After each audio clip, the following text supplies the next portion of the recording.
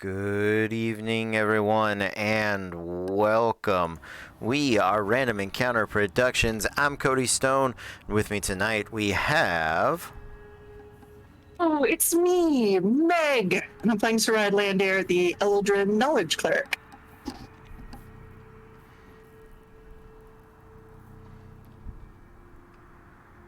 Hi, I'm Justin, or Punk, and I'm playing Ariel Arclight, the rogue fighter monk.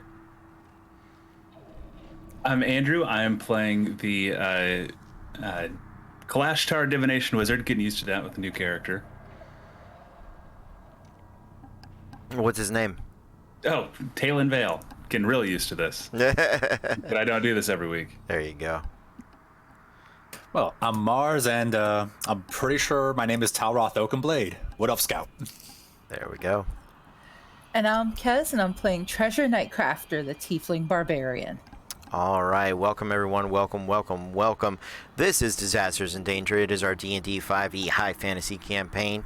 We do have a guest with us tonight, coming to you all the way from the Junk Drawer Show, and who is joining us on Saturday nights as we play through Call of Cthulhu: The Masks of Nyarlathotep. Say hello. Tell us about Junk Drawer. Tell us all those good things. Hey, I'm Justin, or Punk is a lot easier to remember. I'm usually the DM over at the Junk Drawer Show. We play, we're taking a bit of a hiatus because one of our players recently had a baby. Hi, Pat. Hi, Carter. Yep, we usually play Tuesdays where I am the DM and forever DM. And I take any opportunity to play with wonderful people, and I'm very excited. And you can check us out at thejunkdrawershow.com. Another one of our players who's a frequent guest here is Carlos, who plays our cleric Thok.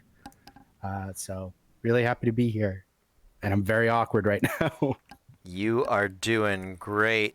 I'm just actively reframing things because it's different going from 4 people to 6. So, you know, real professional at the moment. I'm just gonna go ahead and let this happen, and I'm sure Caitlin is upstairs just screaming at me. What are you doing? But you know what? Say lovey. That's what I got.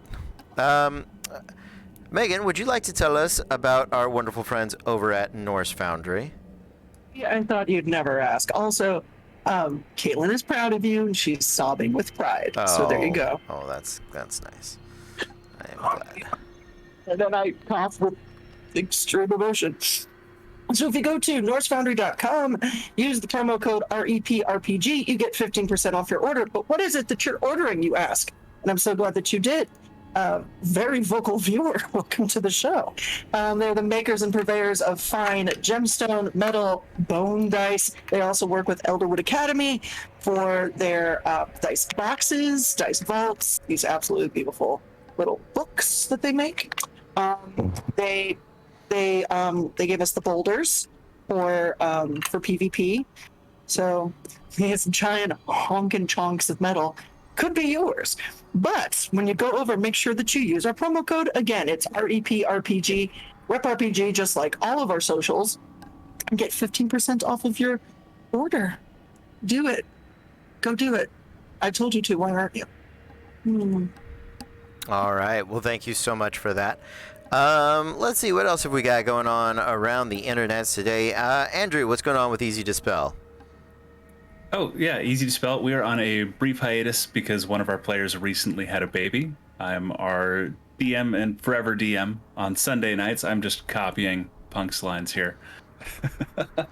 We have a brand. Actually, there's a very there's very specific requirements to being in disasters these days. Yep. We did break hiatus briefly on Sunday for our Armageddon Wonderland, which I think, thanks to a lot of viewers that we recognize from you guys, some of the cast members popping in, was our most successful stream to date. Picked up some new followers, everything. It was a lot of fun. It was a great way to kind of come back. We are still getting prepped for campaign 2 in the last city of Avarice, which is going to be a really fun Arcanopunk campaign that I'm excited to run. I've been working on it a lot. And yeah, more details once we have a date. We're aiming for beginning of May, but depending on the new baby's sleep schedule, that's where it's up in the air. Understood. Mars, how's everything going over on Roleplay Gains, or anyone else you would like to plug? Well, I am not the forever DM of Roleplay Games, so I kind of have to go off brand here for a second. Okay. But yeah, everything's going good over there. We're not on a hiatus. It's just real life has kind of taken hold of a few of us this week. So even though we're not playing this Thursday, we'll be on next week in what is probably bound to be a very interesting little festival. We're calling it the running of the horse. Well, there you go. I was going to behave, but nope.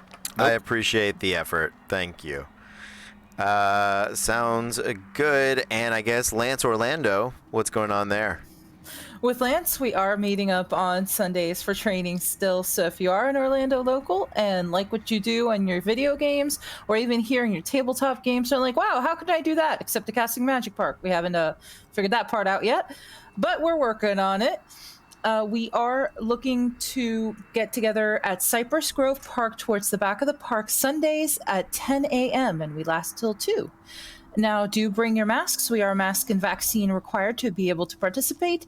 You get a little closer than 6 feet to everybody when you're, tossing friends. Other good news is we will be having a table at QuestCon. So if you can't actually make it out to practice, but want to make it out to QuestCon and want to see a little bit more about what we do before you commit to actually stunt combat, this is a great place to actually see a little what we do, talk to us directly, and all that good stuff with QuestCon coming up on August 20th. All right. Sounds good. I guess the last thing to... You okay, Meg? You, Yep, everything's fine. having some power issues? Is it just the one lamp? Yeah, I'm pretty sure some just flew into it, and we've all become a little worse for wear Okay. now. But, Okay. let's Dungeons and Dragons. Sounds good. Let's get into it, shall we? Let's see. For the first time, our adventure takes place in the world of Eberron, a world of magic, a world of technology, a world of nations just recovering from a great 100-year war that ended in a magical disaster, the likes of which is rarely seen in all of the multiverse. The entire nation of Seer is no more, and in its place, a magical fog radiates the lands now known as the Mournlands. Of the nations that remain, they have been carved out and given away, some to former allies, some to the non-human races, but a few of the human nations remain. One such is Karnath. Proud, hardy people, often steeped in winter, who enjoy their meat and are always prepared for war, who, in their desperation of the last war, turned to acolytes of the Emerald Claw and returned their fallen soldiers back from the dead as skeletons and zombies, loyal to Karnath and only a threat to their enemies. National pride is forever in Karnath. Karnath suffered during the last war. All nations did, but the Carnathi people still exist under a state of near martial law. Most laws here are a bit more severe than they are elsewhere. And while you might suspect that such a military, warlike focused people who boast the greatest school of generals and soldiers in the Five Kingdoms, a nation that houses the only Dragonmark house with a standing army, the House of the Sentinel. That would be House... Yep, drawing a blank, gonna come back to that. You would think that they would be perhaps warmongers, itching to return to the days of battle. And while there are sure plenty of generals that are eager to resume the fighting, their king, King Winarn III, is in fact one of the greatest statesmen and proponents of peace in all of Corvair, the continent. Much of that only matters to, well, none of our heroes. They've come for a different reason. They've come in search of the Winter Citadel, of Ter Serain, a Eladrin city, like some of the many others that shifts about mortal planes to and from the Feywild.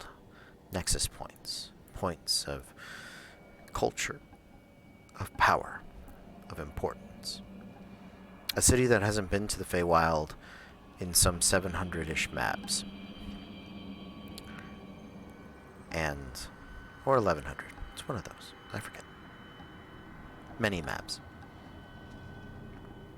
A city tasked with a singular purpose: to hide and protect the canopic jars holding the hearts of the betrayer mummies.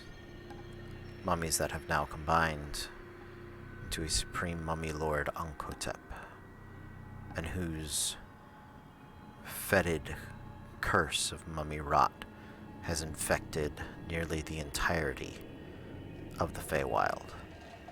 An infection that is beginning to drown out the wild magics and steal it from the prime material planes. Having arrived and marched to the edge of the Karn Wood, traveling north towards Ter Serain, our heroes, the archivists, have settled in for the night. You are in your giant tower of... How tall is your tower? It's 4 floors. Each floor is 10 feet, so 40 feet. So 40 feet. So Yep. Yeah, here on the edge of the wood, there are... So it's a fairly northern wood. I'm guessing plenty of pine trees. So you may be above some of them, maybe above... Probably not all of them. But yeah, I mean, pine trees get pretty tall. 40 feet sounds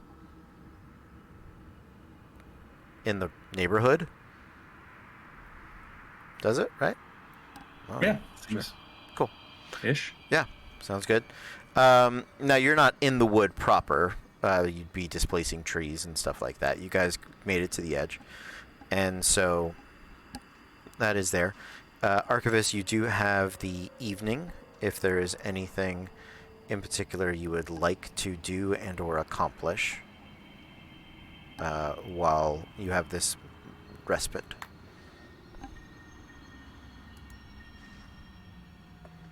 Once everybody starts getting settled, Talon in the lounge is going to begin casting Find Familiar as a ritual. Okay. So that's going to occupy his time for the next hour or so. Sounds good. Treasure's gonna try making them a nice dinner because I know in the Feywild we didn't have that many ingredients. So she's actually going to try to see if there are some ingredients in this tower that we can make a dinner with. Okay. Sounds good.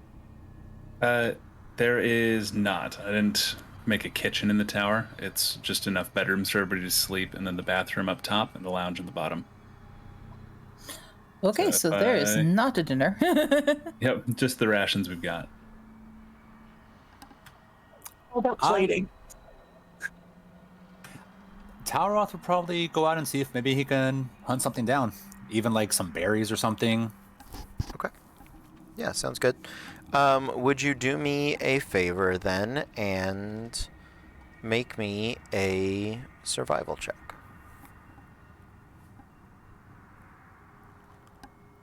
That's a dirty 20. Okay. Nice. Yeah. Yeah, you can. What sort of food do you want to find? I'd probably look for anything that would be edible, like any berries or fruits or stuff like that. Yeah, so there's definitely some like small rabbit or hare. Okay. Yeah, you can catch some game, not a problem with that. And there's definitely some small like berries, some roots, some more vegetation, right? That you can gather up. That is definitely edible. So yeah, not a problem. I'll try to find Treasure in the kitchen. It's like, hey, Goldie, got a challenge for you. Well, this isn't much of a kitchen, but I mean, I can make something up outside. What did you bring? I'm guessing it's a rabbit. I mean, looks like a rabbit, kind of bounces like a rabbit, so got to be a rabbit. Found some berries, found some roots. Well, you did so good with that cheesecake. Figured, let's see what else you can do. Yeah, that's a good way of trying it out. I'm sure we could find something with what we've got, and maybe I'll try to make a little rabbit stew.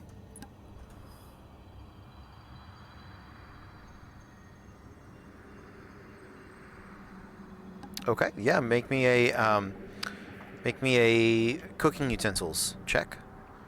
Utilizing That's my utensils plus proficiency? Yes. Wisdom plus proficiency. That's a 15 for a total 20. Okay. Sounds good.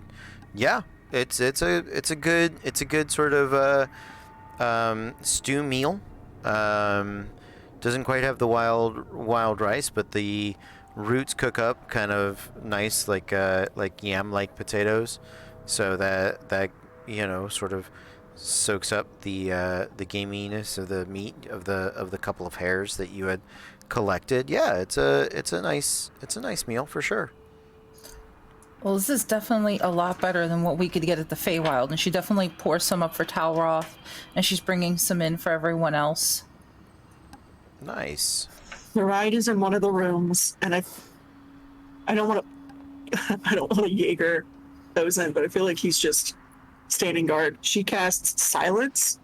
She ritual casts it, so 10 minutes to cast. It lasts 10 minutes, and is just pacing and screaming and swearing and pointing at everything and having a little tantrum.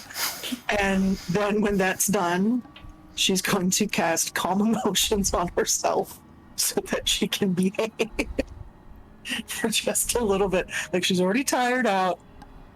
We're just gonna bring this down a little bit. Okay. We'll have some stew and cheesecake with my friends. Yes. All right. And of course, Treasure brings a bowl to Talon because he's been so kind as to provide basically lodging for tonight.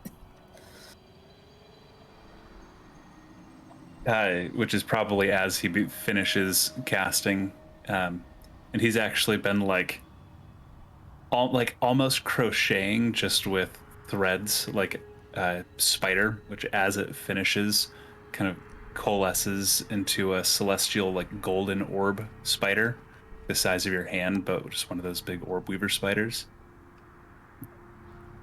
Thank you for the food. Thank you for the roof. I did not think to put a kitchen in the tower. I will take notes for next time so you do not have to cook in the cold. Listen, I didn't know I could cook till yesterday, so you're good. We are all learning things about ourselves on this trip then. But yes, all accommodations are open to all of you. Make yourselves as comfortable as you can. Thank you so much. You're very welcome.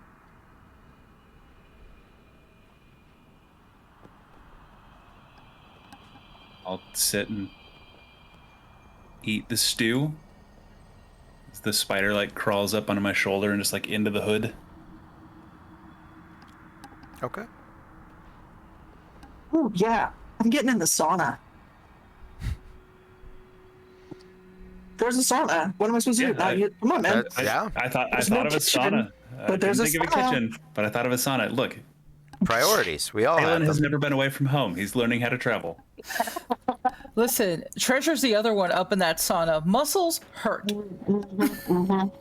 Who need massaging? And can't even talk about the golden haystack on top of her head right now. Your hooves need massaging? Is that even possible?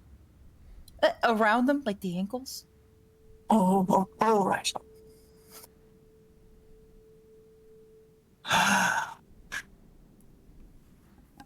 Calm, tired, and sweaty. Yes.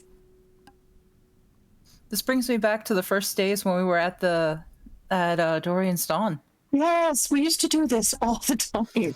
We did. God, I'd how braid long's your it been? hair. Oh my god, I don't even want to think about that. We have smelled like ass for so long. Oh, well, yeah. Whatever happened to my rose perfume? We used it for a Molotov cocktail, didn't we? If we didn't, it's definitely been broken. Yeah. Yeah. Oh, but this is nice. This is really nice. I like the new guy. He's certainly here. And you know, this isn't bad. It's very good, actually. Treasure's gonna like look over at her and give her, you know, that like SpongeBob when Squidward likes the Krabby Patty smile? Just that particular smile. How are you doing in this new place? Is Bloodburner behaving? Or does he want to just conquer and burn it all down? Bloodburner hasn't responded in a bit, and I'm starting to think that it might be, you know, like when we went to the market, how he wasn't able to respond. Hmm? I think that might be it, because we're definitely not home anymore. This is not the Feywild. This is not like Drock. This is something else, and I'm starting to think that might be it. So I'm trying to take a little bit of calm, which for me is a new route. Especially considering I think I saw Owen up on that ship, and that's why I had that mild freak out. Yeah. You didn't. I'm not sure if it was him, because I've never seen Owen before. But Was he the mean, gorgeous one? it was the one with the really coiffed eyebrows and the gorgeous black hair. Exactly. Oh, I mean, you could do worse. Oof. Yeah, but If I weren't spoken for, I'd let him split me in half. I'm also like, I don't know him. Sometimes that's the best way to get split. For some people, maybe, but for me, I'd just like to know him, especially because I was actually going to marry him. Well, you were going to get contracted to him. Yeah, and I'd prefer not to. That's fine. That's absolutely fine. You don't... Do you think he saw you? God, I hope not, but the fact is, let's be honest, I'm kind of a beacon. You are very shiny. I wonder. I don't know, but if he saw me, at least he was not occupied with me at the moment. He was on his way to the front. Yes, they do have a little bit more on their mind than just us, which is good and bad, I suppose. I was about to say, that's both a relief and a worry. So, I mean, if there's one thing I've learned from watching you, watching Fable, watching Talroth these last few months, and everyone else, I can't keep running, Saride. I'm on another plane, and it's possible they still found me. And what's more, I want to talk to my family. I want to see my mom, my dad, my brothers, my sisters. And here I've been not being able to see them in years. And I realize I can't keep running away from it. It's gonna catch up to me, and I'm gonna regret if something happened and I didn't get to see them. Gonna get up and wrap the towel. Say, whatever you need, treasure, you know that we'll do it. I have to do this first. Oh, But you will absolutely. bust out into the "I told you so" dance from Scrubs. Told you so, I told you so. I told you so, I told you so, I told you so. I told you so. All right. Now then. Do you feel better after that? I do. I really, really do. All right. So, first, the towel off, and then we get a wee bit of a nap, and then we do whatever it is. We need to get the jars. We need to get the jars. We need to talk to the elves. Talroth's got, I guess that's the Winter Court business card. Right. We can talk to them. I think we'll be okay. Hopefully we don't start any other revolutions whilst we're here. So we do have a thing. We definitely have a brand. Let's do our best to just stay focused. That's the point. Stay focused. Right. Eyes on the jars, as it were. And we should be fine. Right? I don't want to say that too loud. I don't want to say that too loud. Well, I mean, this place looks sturdy enough, right? Oh, this place. This tower Yeah. looks great. Yeah, it does. It's what outside this tower that I have concern about. The tower looks fine. You know, I mean, there's no kitchen, but I think, yeah, you know, I don't think Talon cooks, but that's okay. That's okay. he's a bit weird, right? Listen, unlike Narvi, Narvi doesn't eat. That would be understandable. And if you're talking about Talon being weird, and then you look at Narvi, you really have to question your life choices. Then again, Yeah. Narvi was the best drag queen in Caradian, so... Fair. Well, I'm going to. Stew was delicious, by the way. Well done. Thank you. I'm gonna call it Grizz Stew. Because it reminds me of Grizz. I think he would like that. And if he has a problem with that, he can come down here and disagree with me himself. I am definitely going to get some sleep. Same. Good night, Saride. Good night, dear. This was nice. We should maybe mention to Talon that the sauna is a nice touch and he should keep it if he ever does the tower again. I think so. Right. You should tell him. I'm going to bed. Bye. Good night.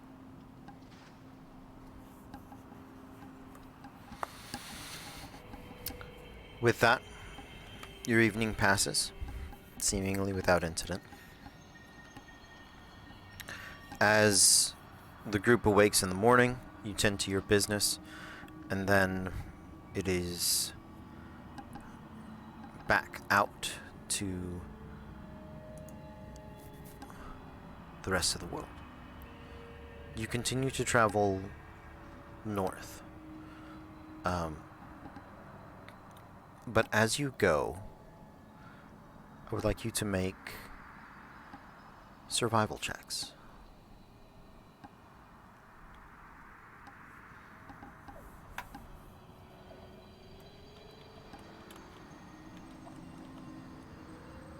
16. 7. 15. 16. Okay.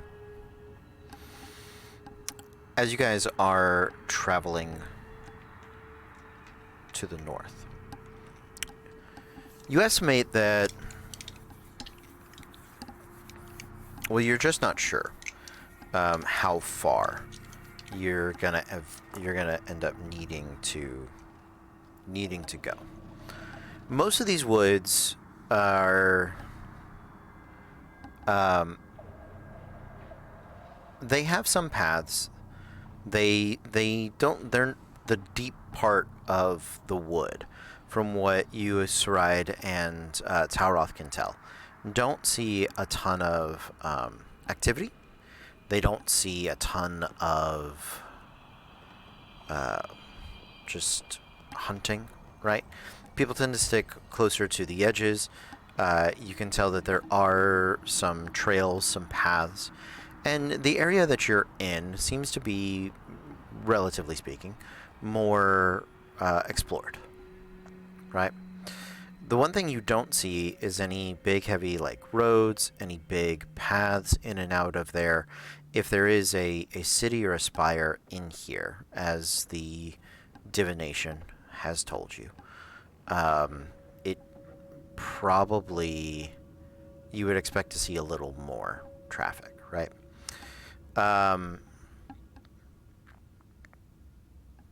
As you guys are going, are you taking any special care, precautions, or actions as you are going?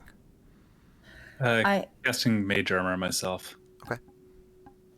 I am going to ask Saride why she had a freak out at the way Talroth looked yesterday. Like, why did those people freak out?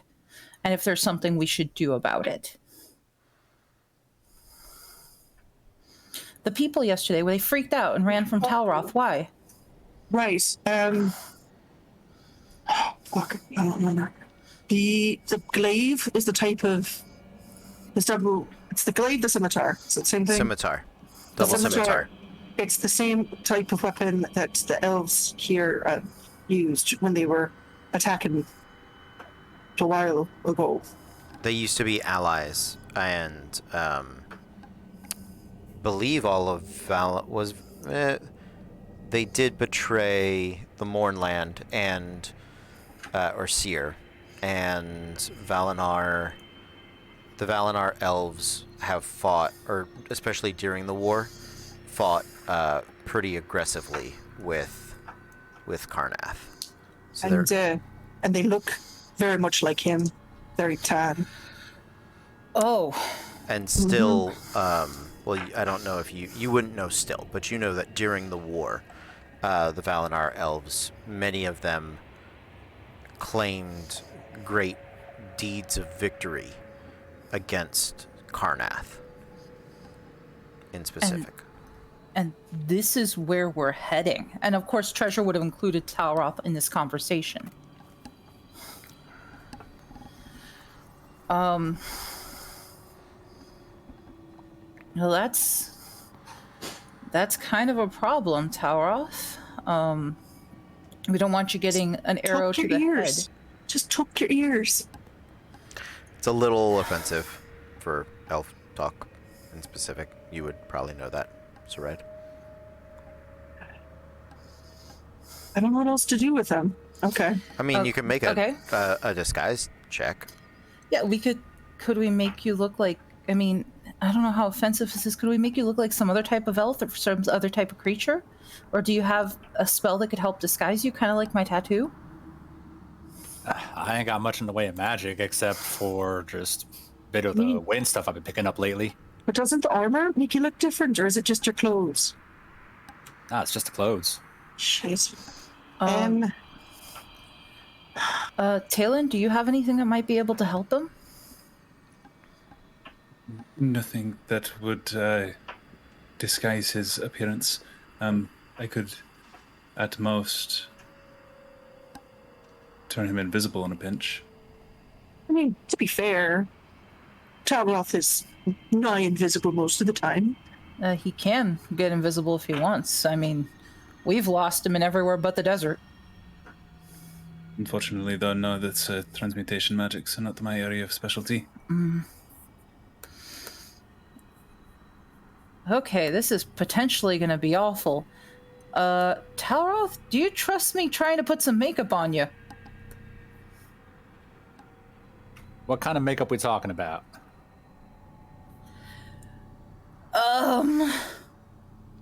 I just have the pretty kind that Soraya and I typically use in the spa. You'd look gorgeous.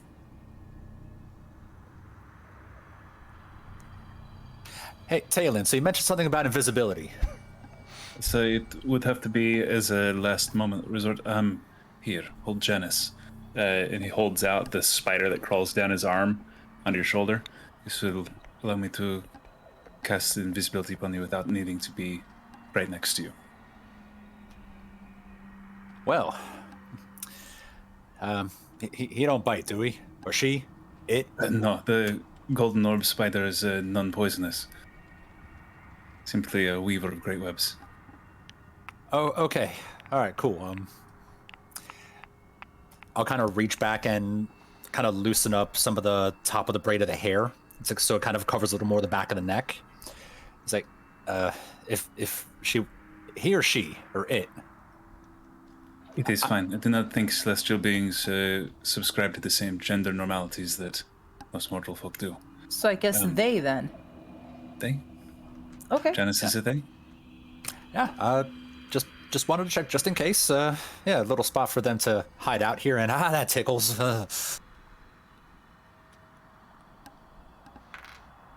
And then, in your mind, here, and with this, you can speak to me. If you need to be invisible, just say so. You can respond to this. That was weird and cool at the same time, and wow. Roger. So you are aware, in your mind still, I cannot just hear your thoughts. You have to actively try to push them at me. I'm not going to be listening to every single thought you have.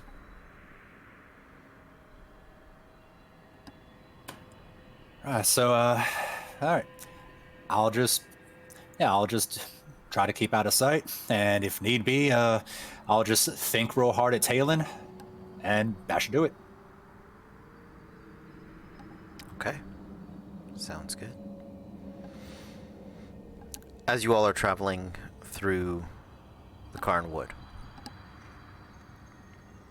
you continue to see paths, hunting trails, some small efforts. Are you traveling quickly? Are you traveling stealthily? Are you traveling normal? Traveling through this wood, because there are no roads, is at about half the pace you would normally travel. You don't have Sirach with you, who normally helped you guys travel at pace over land. And if you attempt to be stealthy, you will slow down even further. It is up to you, though. I'm of the mind that if we're trying to kind of skulk our way through, that might draw more attention if they spot us. Just maybe act like a band of travelers going up the road, get along faster, just act like we belong here. Exactly. Yeah. And if anything, I can take point. So that way, if something does try to attack us from the front, I'm already at front. Okay. And I'll just walk with the hood up the whole time. And if I need to, if we see it early enough, I could just pop into the woods. Okay. I'll Yeah. pick up the back. Sounds good. Leaving Talon to the middle. You all are traveling along the paths as best you can. They do weave in and out. There are some hunters that are about. Anybody with a passive perception above a 15 spots them. Within time, you guys are able to circumvent them. Nothing terribly too difficult. Humans, peasants, former soldiers, best you can see. You travel about 12 miles into the woods, and it is You've been traveling for 8 hours. You guys can press ahead, try to make up some ground tonight, or you can set up camp and tower if you would like. What would you prefer to do?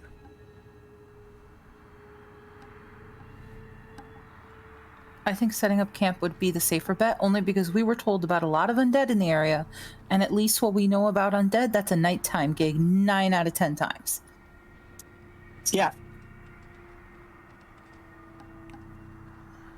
Okay. As your eve is coming to a close, I'm guessing, Talon, you are good with your tower?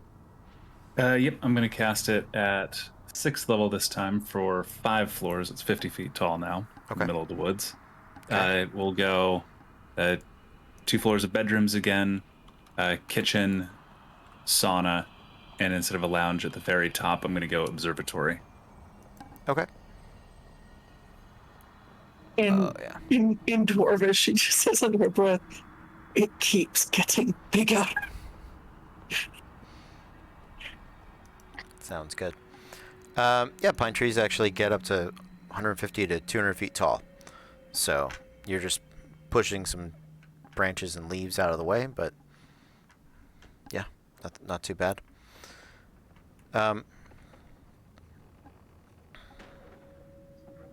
The next morning, I will definitely cook us one of the treats breakfasts so that we can get the 4 temp hit points. Well, let's see if Love you make cinnamon it. rolls. Let's see if you make it through tonight first. Noted. I would like you all to roll me perception checks.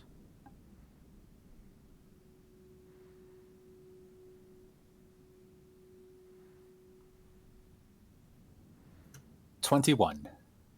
22. 19. 22. Okay.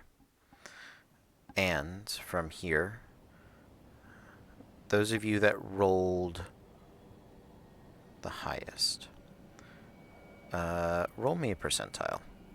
I heard 22. I believe that was the 2 highest.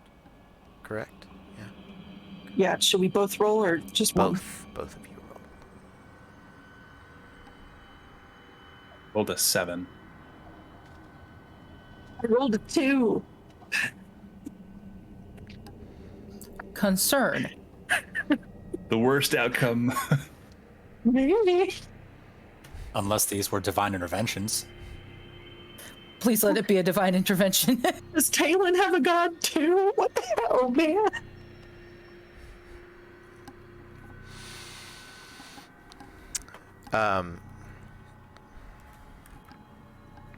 On the outside of the tower, you hear this wretched hooting that turns into sort of snarling howls and roars. And there is a rapid sort of hoofbeats that have begun to approach. You all are safe in your tower, but you are welcome to look out. I believe you have an observatory to spy from. Yeah, we can do exactly that. There are windows on the other floors that we could, or is it just the observatory?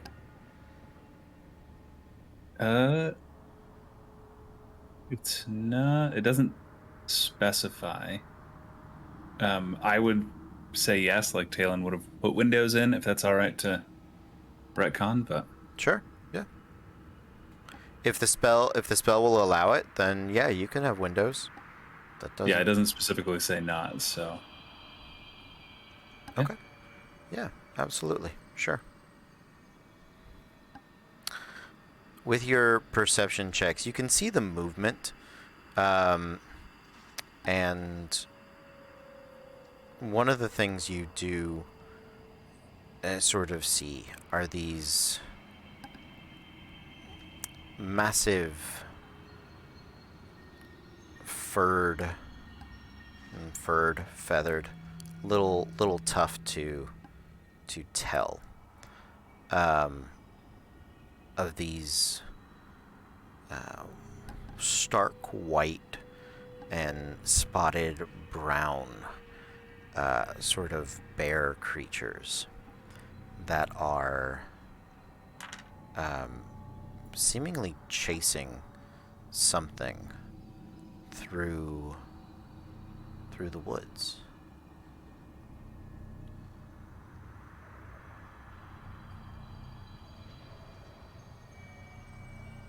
Does it look like a person they're chasing, or?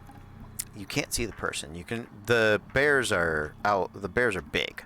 They're large, so they're easy to see, and they're white. They're kind of easy to see. You don't know what they're chasing, however.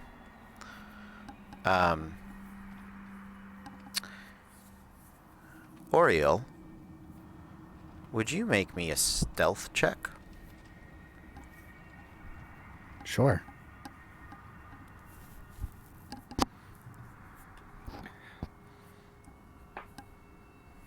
$18. Okay. You watch from your tower as the bears... Looks like it is a family of them. Looks like a family of about 4 that are kind of packed hunting. Owl bears sometimes will do that, especially in winter, rather than fight for cave space.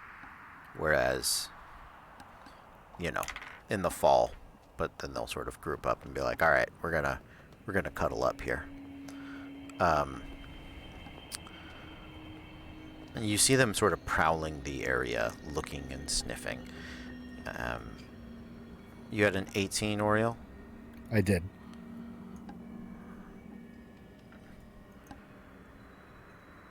Where would you like to hide? In the thicket, in the brush, so you're on the ground? Or do you want to climb a tree? You had been in the woods, attempting to find what you are after, and in pursuit of that had stumbled into this nest of...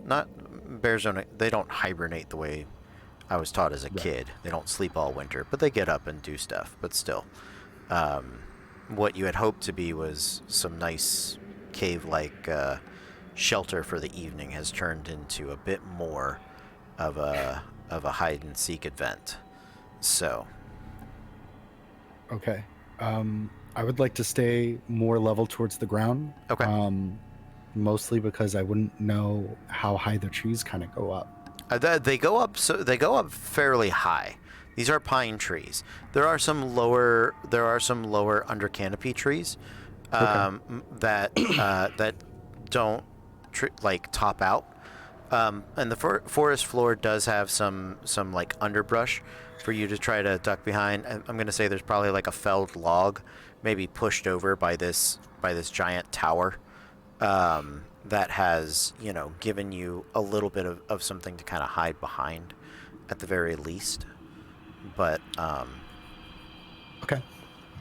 I'll stick low and under the log. All right. And you had an 18? I did. Okay. The bears have sort of paused for a moment and begun to kind of circle. Those of you in the tower can kind of see them moving. And you watch 2 of them begin to...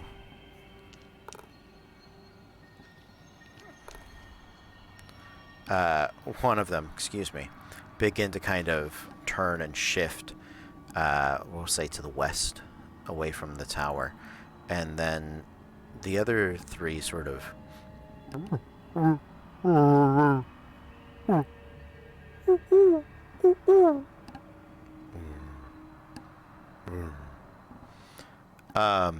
and you see them kind of head south, and one of them begins to turn back to the east. Then the other one comes back at like a like a pace. What is your passive perception, Oriel? Passive perception is 21. Okay.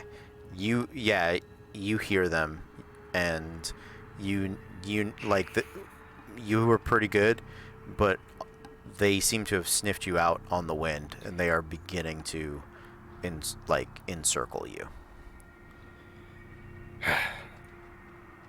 How far Okay. away is all this from the tower? Oh, 50 feet. Let's go with that. Question: do I perchance have any kind of rations or beef jerky in my pocket? That Absolutely. I can throw? Yeah. Yeah, I'm gonna try to take food out very carefully. Just kind of stand up. I don't remember anything about owl bears. Okay. I know that they're part owl, part bear. Yep. I don't know if you're supposed to make a lot of noise, be big, or shit yourself. I'm not entirely sure. You Because are I'm doing all both. You are welcome to make an animal handling check to try to dissuade them from. Okay.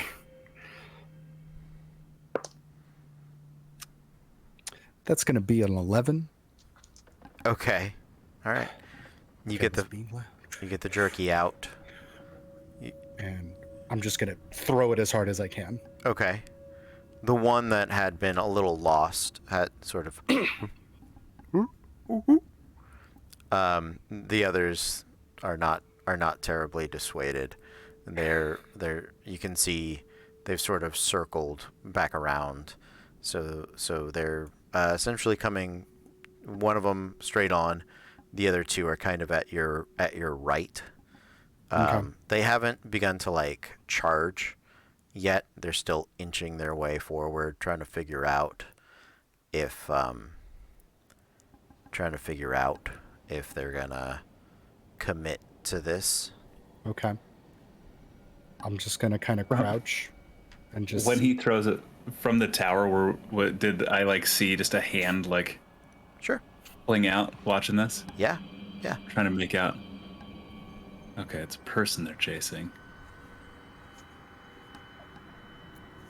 I'm gonna ready an action to cast a spell the next time I can see whoever's up in the tree. Okay. Yeah, he's on the ground, but he's near a tree. No, Under Yep. the tree. yeah. Whenever I can, the next time I can see him. Okay. Sounds good. They're starting to stalk forward, and you...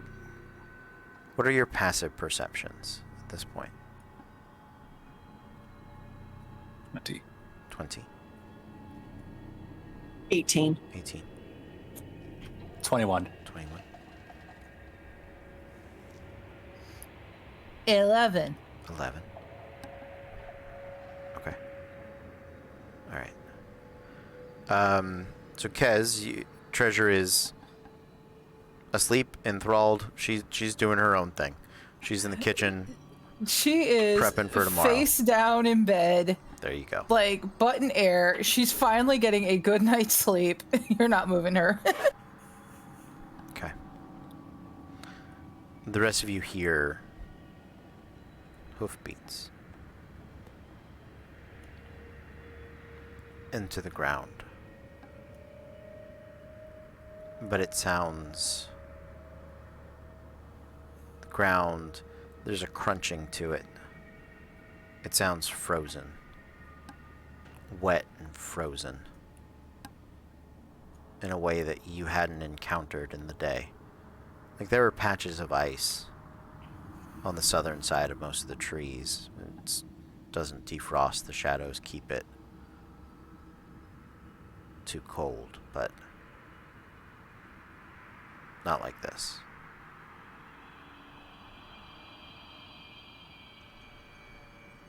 The owlbears hear it too, and two of them sort of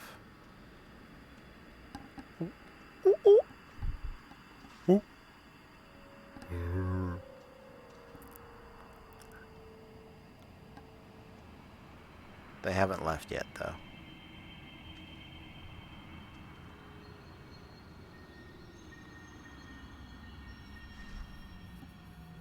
Can I cast sending to the creature under the tree?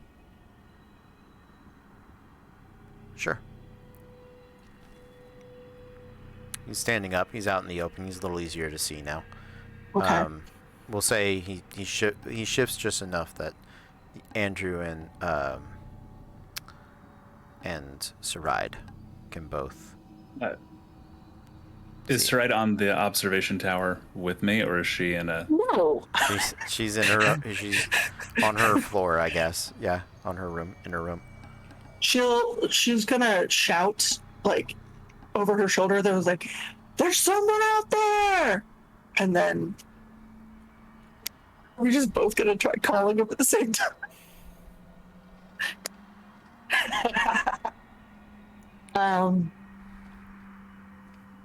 There's someone out there. I'm gonna try to talk to him. Hold on. And then she'll send. All right. What do you send? Oh fuck. Hello. My name is Sarais. Are you in distress? Do you need help? You can respond to this message. Boop.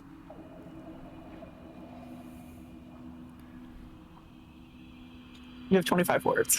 Okay. I wasn't sure if the other message was going to come through too. Who knows? My message is a little different. Go for it. Just speak into your mind. There's no spell for it, and I'm not meaning to constantly do one slightly different thing than Saride. Not starting to feel different, bad. it's better. I just, anyway, I'm going to get you out of this. One moment, please. And then I'm going to cast just a second level Vortex Warp. Which if you'd like to resist, you can make a Constitution saving throw, but otherwise I just teleport you next to me in the tower. Okay. And the first thing Ariel says is this what a stroke feels like?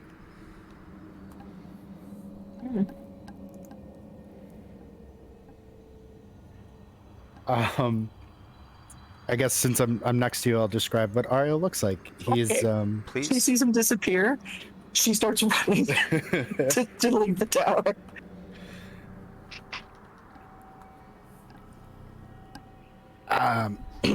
He's human. He's wearing these kind of like ragged, but they look like maybe they were out of fashion, maybe like 2 generations ago. They're these red and black, kind of like red, black, and yellow poofy sleeves, where his arms are wrapped in rope, almost like boxing wraps. High boots, has a quarterstaff on his back, auburn hair, stubble, and just kind of these brown eyes that are the irises are very big, and kind of like takes a deep breath. Thanks. I think. You're in a spot of trouble. Let's give me all your gold. He disappeared. I'm He disappeared. kidding, We I'm have to go help him. No. He's up here. I have him. I'm kidding about the gold. That's the joke. No, that was funny. No, really funny. Sorry, just really shaking. And you notice when he talks to you, he talks at you. He doesn't exactly make eye contact. He just looks in your general direction and kind of fixates. I think I know what was following me because I heard the hooting, but those are owlbears, weren't they? It was several owlbears, yes. But they're over there. You're welcome to my tower. Oh. That's why it's warm. Okay. That's good. Pleasant, yes. This is probably not the most comfortable. We have chairs and stuff downstairs if you'd like to meet the rest of my companions. That'd be nice. Ariel, Arclight. Talon Vale. It's a pleasure. Come, let's. I think we might have some leftover stew from earlier. Oh, that sounds wonderful. I'm going to take the quarterstaff off, and I'm going to follow and tap as I go, so I don't bump into anything. Okay. Careful, it is just a ladder here, so Okay, ladder. Got it. show you. Let's put my hand out. So, how long have you all been here? I don't remember any towers in the woods. A day or so. Yeah, Very we are impressive. just passing through more than anything. This is a nice trick for traveling, staying a little bit of comfort. But yes, before I give you the whole story, we should introduce you to the rest of the party. I think it was Saraid that you heard yelling earlier. That was the other voice in my head. Oh, she can. Hey, interesting. Nice. Yeah. Sorry to think of me as rude. I heard you and I heard her, No. and then I was suddenly warm. Not rude at all. I'm sure it was a very stressful and confusing series of events. We get down to the bottom of the ladder, and I'll go through and see if there's like leftover stew. Lead you to a seat. Okay. Yeah, What is there's probably some stew because I'd be in there just having a midnight snack. Is that the bottom floor? Is the kitchen? Oh yes, so we would have met. Okay, that's where she is because she'd made it to the door to go save this man. Oh my gosh, she is And- sitting quietly. Remind me your character's name again. Yeah, It's Ariel. You can call him Ariel. Arclight. right. Arclight, this is Saraid and Telroth. I think Treasure, the other member of our party, is sleeping. But yes, Treasure slams open her door way late to the party, butt naked, axe in hand. What happened? I just heard somebody's being attacked. What? No, it's fine. We do have a guest though, so Oh. Okay. can I do a perception check on Ariel? Yeah. Okay. If I could find my sheet, baby.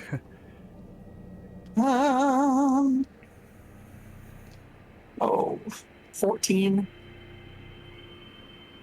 What are you looking for? He's not looking at anybody. He's Yeah, I mean you notice Okay. that for sure. okay. Yeah. Okay. Mm-hmm. Mm-hmm. And I want to make sure it's God that he's not faking it. Okay. That's fair. I don't know. Make an insight check.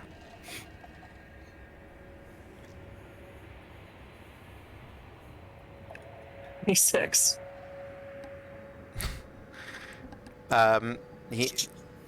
You note no motivation of deception. Okay. He seems grateful. Well, yeah, it's a beautiful tower. Why wouldn't he be grateful? There's that. Yeah, Cody, when introducing ourselves, I would have gone up to him and reached out to shake his hand. Okay. Put my hand out gingerly. I feel sorry. You'll have to forgive me. Hands out, right? Oh, yes. Yeah. I'll move my hand over. It's like, Grasp. Pleasure. nice to meet you. Yeah. Are you all right? And I'm gonna check. I'm also just always covered in bruises and like 2-day-old cuts. I'm gonna check the usual places, so ribs, face. I don't think I'm bleeding, so I think I'm okay. I meant more the fact that you were being hunted out there, but is he? Can I do a medicine check if he needs some healing? Yeah. Yeah. Okay. Go for it. She'll walk up and do you mind if I touch you? Yeah, no, that's sure. Okay. Can I kneel to one? Because I'm gonna assume I can feel that your hands are lower than you're a dwarf, right? No, she's an elf. She's an elf. Okay, sorry. Elf. Her hands naturally are going to go there, but no, she's. Then I'll just. That's fine. Yeah. That's fine. Okay. 17.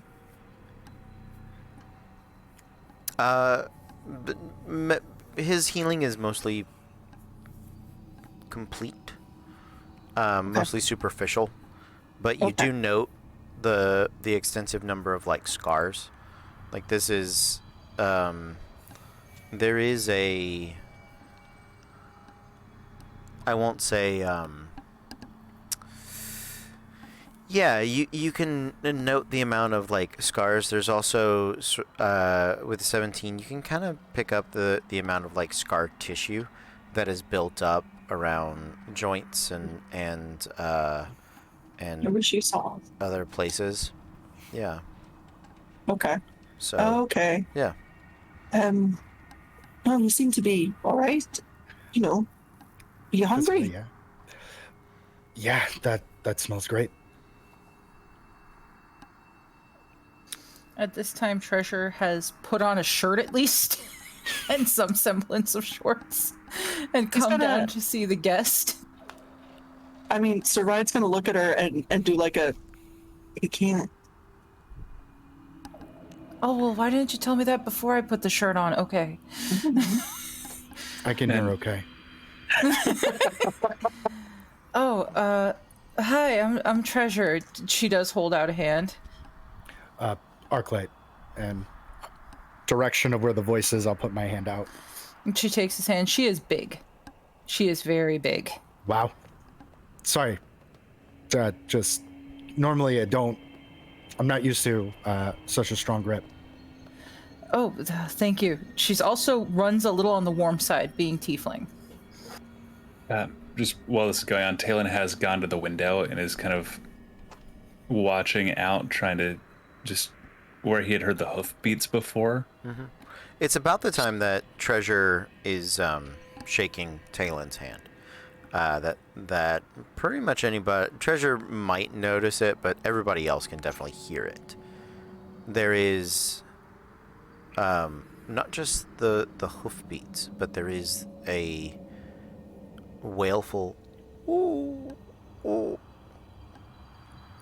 matched along with the sound. It's less of combat, more of almost not quite even slaughter, but precision archery on horseback that, with a few well-placed shots, are felling these owl bears. Just a full, strong volley, bit of twang, few criticals, neck, head.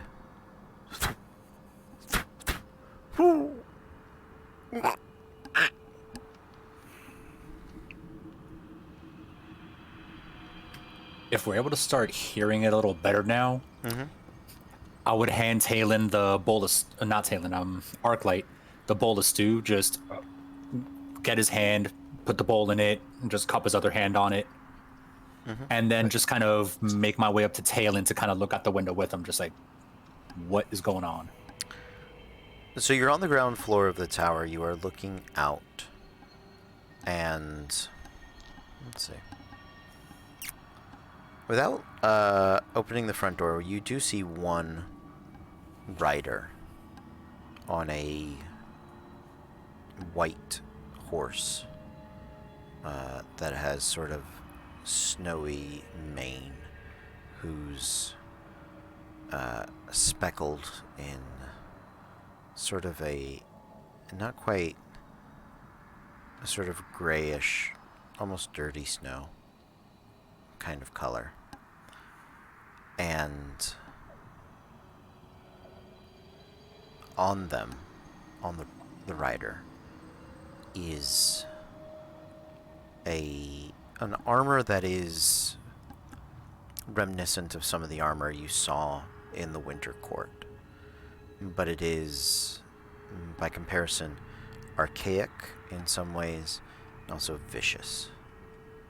The shoulders, rather than being smooth, are dressed with not even spikes, but legitimate, like, blade ridges. Thin. Small. Not because they're archers, so they move. They're not enough that it would ever come close to them, but you can tell, like, along the backside, it's designed with like a blade that runs all the way to the fingers, not into a point, but getting backhanded by them would probably cut. You know, it's not super thin. It does have like a wedge to it. You can see.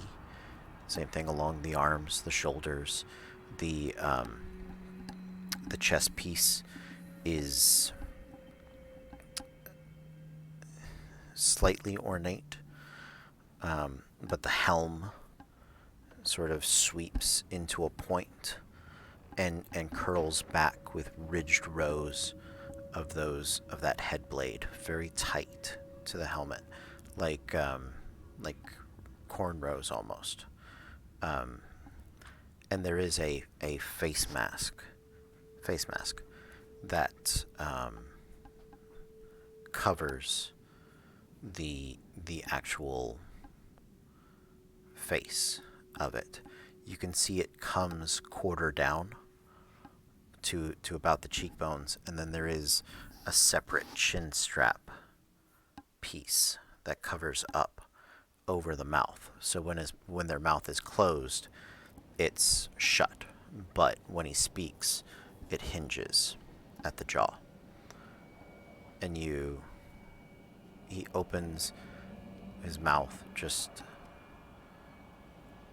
a hint, and the cold breath you can see in the shadow, almost like a dragon's breath. The mouth, when shut, looks perfectly smooth and humanoid, right? Almost Optimus Prime, right? Roll over. But when it's opened, so this is all like a mouthpiece, but when it opens, it's jagged into sets of teeth that guard the lips. The horse's barding matches. The bow is, again, of similar design. It's made to, it's like a compound bow with two, not compound with a pulley, but with two, I guess, like bow arms, right? So it's got higher tension, and they are thinner, but there is like a notch in it, like a compound bow does have, right? So that they're shooting straight. They're not shooting old school style with the wobbly arrow, in case anybody didn't know that.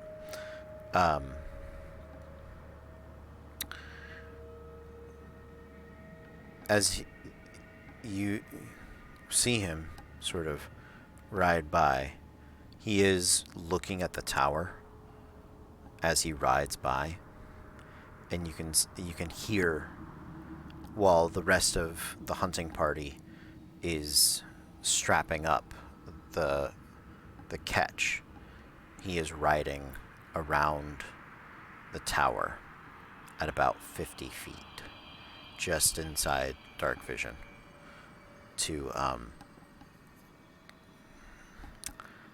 you can tell he's kind of scouting it out. If you can travel if there's any other windows to kind of peek at him, you know. Doesn't seem to make any aggressive movements, but is taking the moment to eyeball you and your very fancy tower. Well, before I say anything, Cody, I was getting like samurai Oni mask vibes off that. A little bit, yeah. With the, I like that. Yeah, kind of in like a two-piece. Yeah, absolutely. And I'm ready to die at this man's hand, and it will be terrifying, but also beautiful.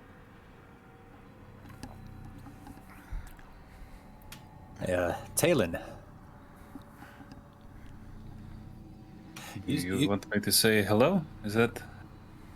Oh, what I was gonna ask you was, you probably spent a bit more time with the Winter Court than the rest of us. Yeah, you think these guys might be who we're looking for? They are showing all of the clues of someone that is associated with the Winter Court. I would suppose if you showed them your snowflake. Yeah, I mean it'll take me a second to get it up, but probably better not to surprise them with it. Maybe just that polite introduction. It's I think also I should not touch their minds. Some people view it as rude, I think. I shall just open the door and say hello. Hopefully. I at least stay on the inside, so that way if we need to we can just close the door just in case. They're not as friendly. How many of them are there? Can we tell?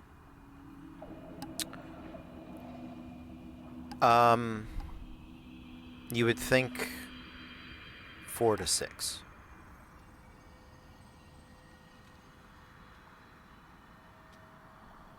Talon is going to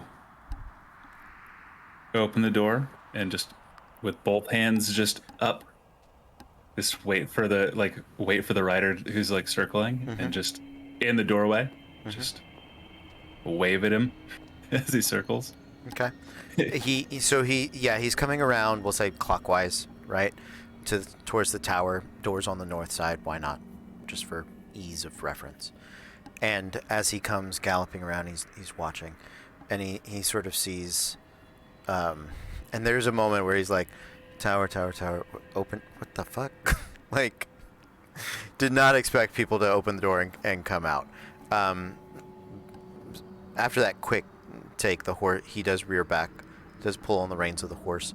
The horse sort of, and will prance up, right, 2 feet up and wheel about. So he is facing directly towards you. Bow still in his right hand, reins, can't tell. Maybe in his left, he may have put them down. You're not sure. Because now he's facing you dead on, and you can see the horse. Horse has deep blue eyes. Well, I do not suppose that you're from Tercerian? No response.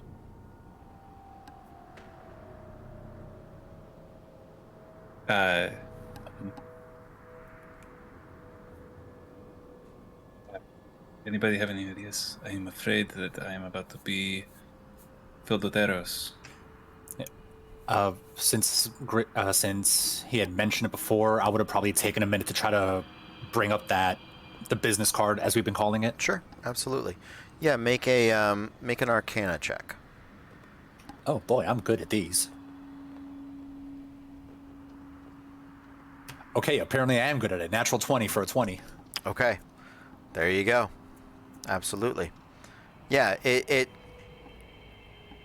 there is a whether it's like a fight or flight instinct or the whatever inspiration that helps Treasure remember things in moments of desperation, that odd little quirk that happens with you guys, you do sort of, and so you've got it. Your hands have to stay about a foot apart as you're holding on to it. What do you do, Talroth? And I would start moving towards behind Talon and just kind of whisper him to slowly move to the side so I can show it. Okay. Oriel, even though you cannot see the light, there is a feeling on your skin and while you may not register it, your eyes do still are still touched by this sort of magical eminence. So you may not know what's different because it's probably not something you're used to. It might remind you of if you've ever encountered like an illusion magic, a sort of emanating off of something, or like magical ghost light or ever burning candles.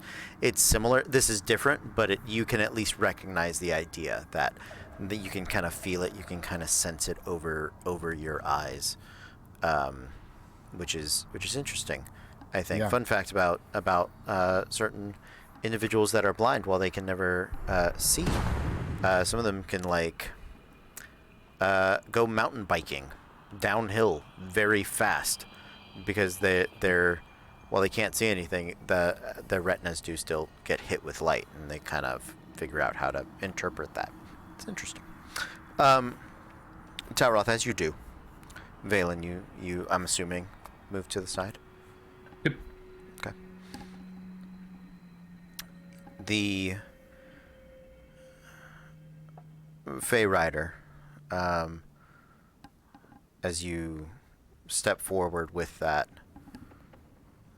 definitely looks a little confused, and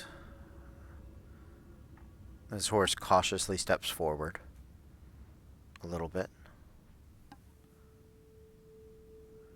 He comes within about 40 feet, about 10 feet closer.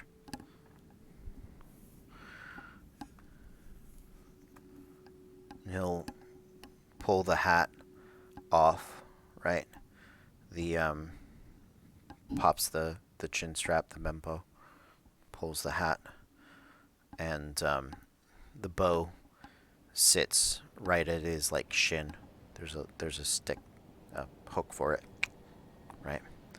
Pulls the helmet off. His long white hair falls down his back.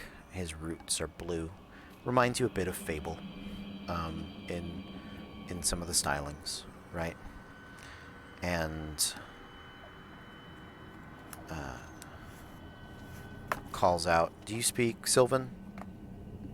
Okay. Yeah. Calls out in Sylvan.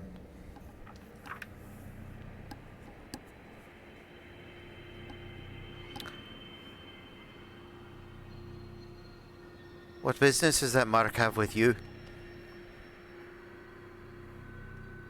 I'll kind of look over to Talon for a second did you catch that?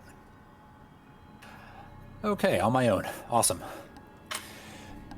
And that last part was in my own head, just not saying that out loud, just making it clear. So right, you can't. I mean, he's yelling, and the door is open. So I can hear him. Just making sure. Go. All right, so I'll take a small step forward to kind of show, yes, I heard you. We're coming here on business of the current map, the map that is. We have a bit of a problem back in the Feywild. Not sure if you've heard. Mob that is.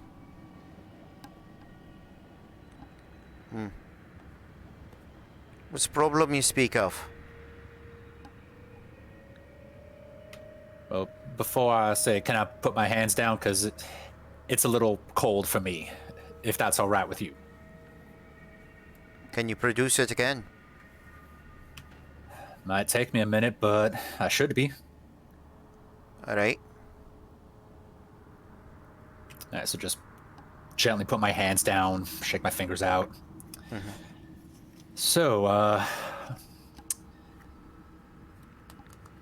yeah, I'll be perfectly honest, I'm probably not the best speaker of the group, so I'm just going to come out and say it.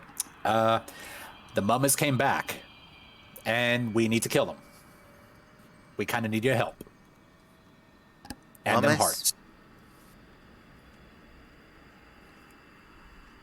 Yeah, Amenhotep or something like that. It's like the betrayer mummies. Betrayers. Betrayers I know. Mummies I don't. So that might be a new development for you. Yeah, the betrayers became mummies. It's kind of weird for us too.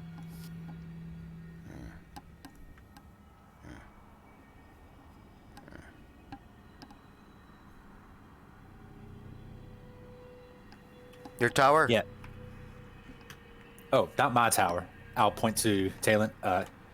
This gentleman's the one who made the tower. It'll disappear after a day if it bothers you that much. All right. Disappear, you say? Well, the tower is just a temporary thing.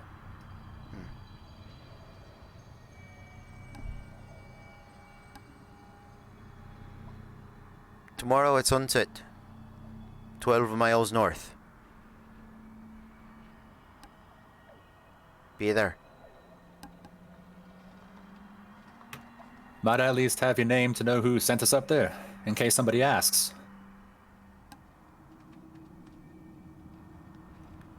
Aracene. Oteir Aracene. Serael.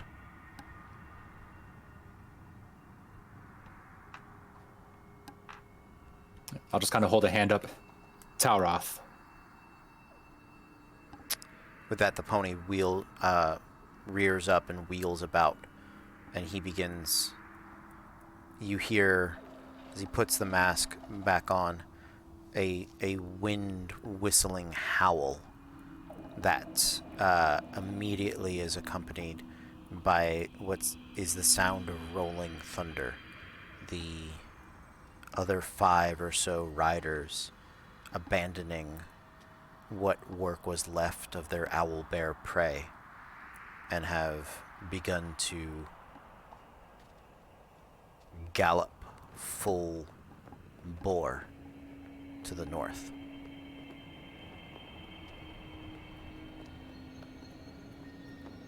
I'm gonna wait till they're completely out of sight from us. Give it like a few more seconds after that. Just take a step back in, slowly close the door. Holy fuck!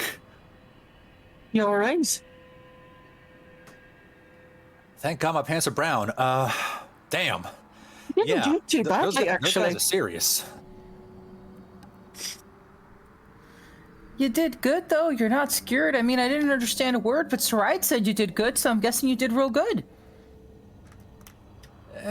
Well, I gotta figure out how to do that weird snowflake thing again. But, yeah, 12 miles north by tomorrow night. We gotta be up there. I think if we hoof it, we can do that.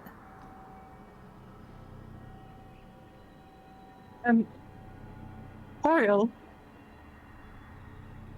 would you like to come with us? It might be safer if we travel together. Sure. Where exactly are you headed to? Sounds like we're heading 12 miles north. We are. To the Shay, to the... Yeah, no, I think probably wandering the wilderness on my own is a little less smart than with friends. Aw. Might do us well to travel with someone that knows the area better than we do. I know a Just few places. literally everyone, I think. Yeah. Fair. On a bit of a side note, I have 2 questions for you, Arclight, if you don't mind. Sure. The first one is, how do you feel about mummies? You know, never met any, but I assume they're not that great. All right, cool. Good to know. And second question, where are we? Like, I'm getting the feeling this world is different than what we're used to. So this world, what do you call this place? I mean, you're in Karnath, nation of Kover. More holistically. You're in Eberron. I'm guessing that name does not register at all with Tauroth. Unlikely. Very unlikely. Yeah. Like Fable might have heard a story of there, just having come from Jalen, because that's the nature of Jalen.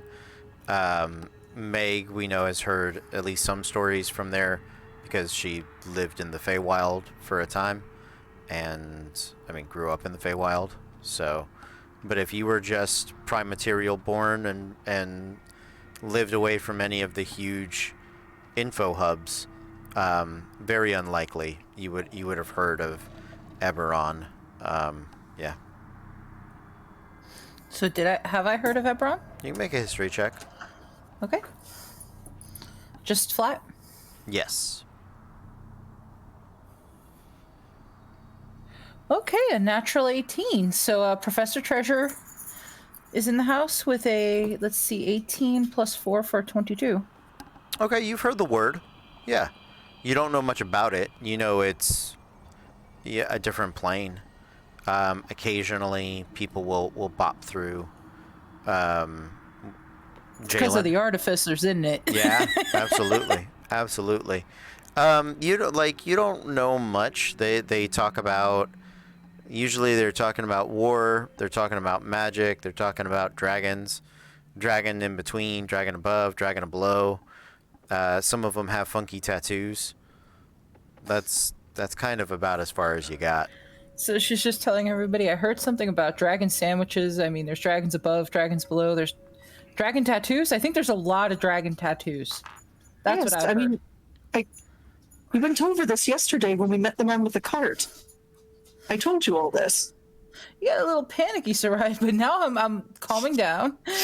I'm understanding a little better. Oh, I take it you're not from around here. Oh, no. No. not really, no. But we do have business in Karnath. What kind of business, if I may? We need to pick up some jars. Jars. Mm-hmm. Like spice jars? The spiciest.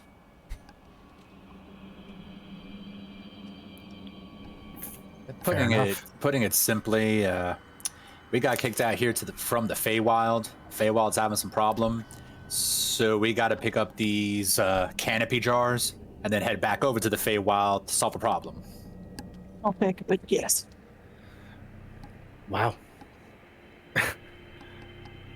That's kind of a lot. Okay.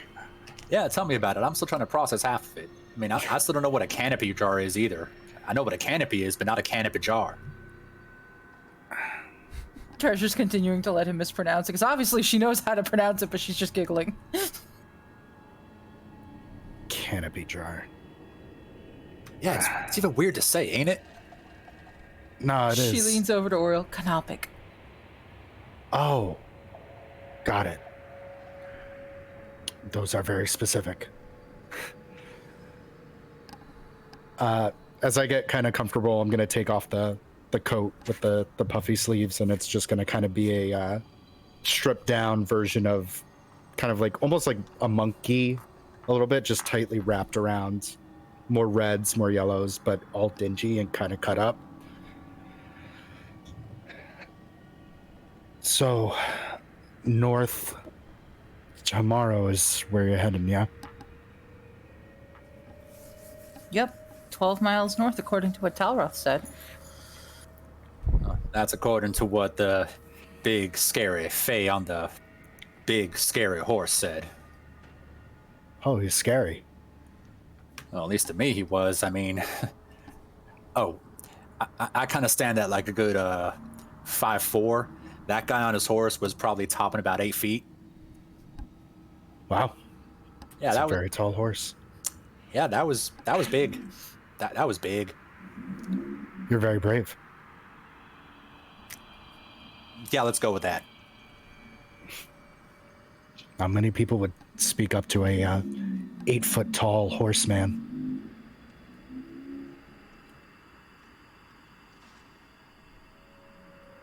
At least for tonight, though, I think we can rest. Unfortunately, Arclight, I'm sorry. We normally have bats available, but we did not this evening. But you're welcome to bed. I greatly appreciate that. I mean, I was planning on sleeping on brush in the snow, so big improvement. I'm not sure if this helps, but gonna cast Prestidigitation a couple times just to remove dirt and grime from him and his clothes. Just these, not as soothing as a bath, but he will at least be able to sleep cleanly. All right. Sounds good. And with that, we are going to take our break. We should be back in about 10 minutes, maybe 15. So it's about 9:45 now. We are going to see you guys in just a couple of minutes. But until then, stay tuned. Hello and welcome back, everybody. We are Random Encounter Productions. I'm Cody Stone. With me tonight, we have... Not a dwarf. It's Megan, and I'm playing Sarad Landir, the Eldrin Knowledge Cleric. I'm Punk. I'm playing the Ariel Arclight, the human rogue fighter monk. I'm Andrew. I'm playing Talon Vale, the Kalashtar Divination Wizard. Hey, I'm Mars playing Talroth Oakenblade, the Wood Elf Scout who is somehow developing a Napoleon complex. And I'm Kez, playing Treasure Nightcrafter, the Tiefling Barbarian. All right, guys. When last we left off, you had just encountered one of the Winter Citadel's riders and had alerted them that you had official business from the map that is. You can sort of tell that they are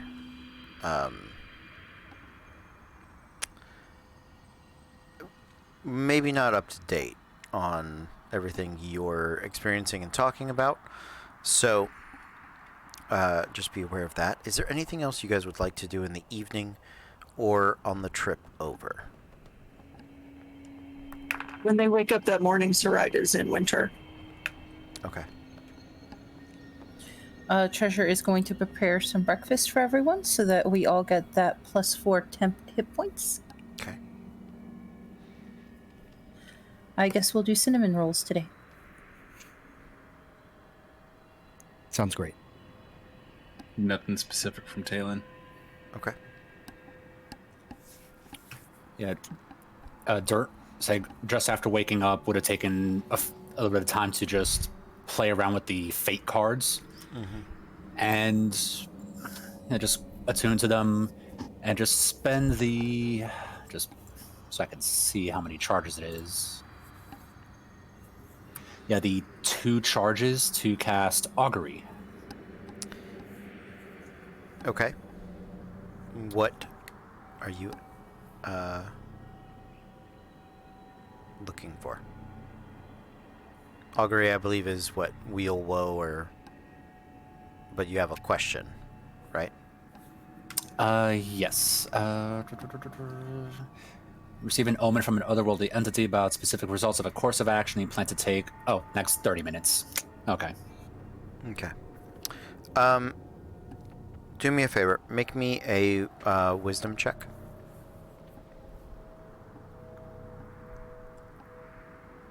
Uh, 13. Okay. As you look over the cards, they are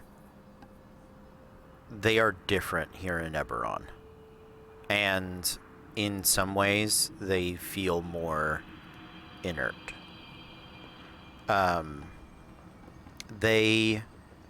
You didn't really take a look at them in the Feywild, and they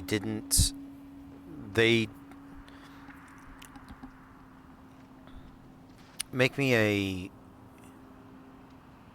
If you want to bring it to the group, you can ask people about it, but otherwise I think an Arcana check might be in order. I'll give it an I'll keep this one a little more Okay. quiet, since I know some people in the group don't really care much for these cards. Okay. That's a 2. Yeah, you're not sure. All right, I'll just put them away and reattune to Gyron's staff. Okay. Okay. Yeah. Attuned to Gyron's staff. It does waver. It does do the... There's definitely staff pieces here, not of the same staff. But it does sort of go... Gyron's staff is almost more responsive. it seems to be amped up a little. I'm just gonna kind of shake it for a second. You're acting all weird. Yeah, then I'll just kind of... It's not sentient. I can't say anything back. So yeah, it does. It feels weird. Yeah, Talroth with magic items is still kind of a new thing, so he's just gonna kind of tuck it back into his belts where it's easy to get. Yeah. Absolutely. But yeah, no, that would pretty much be me just right before breakfast. Okay. As you set out for the day, I'd like you guys to make me survival checks.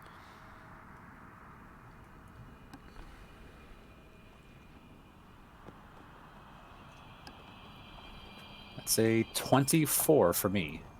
Okay. 30-20. 19. Natural 1 for a 5. 14. Oh, and I forgot I have to roll my important, so I'm going to do that now. Please. 8 and 4. Okay. You set out for the day and you're able to cover the ground well. It is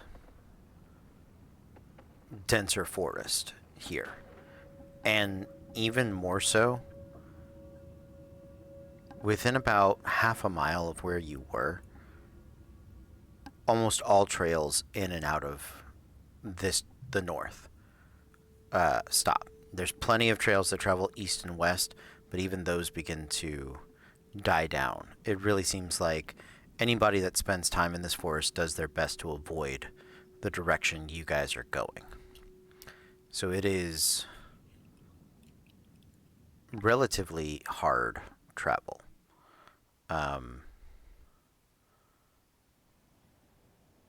There is evidence of the hoofbeats of the Feyborn riders that gallop through here. But other than that, not a lot of evidence of travel or commerce or really much activity at all. As you travel to the north, there's also less game, and the weather is noticeably colder as you go. It's not until you guys are almost at the end of your journey that you realize you don't see any spire or, well, really much of anything of importance here. But then as the sun sets and the last bits of fading pink in the west are blocked out by the trees, reflecting through the sickles of ice that hang down from them, you see about 4 miles away this high ice wall that is at least as tall as Talen's tower the night prior. And it is about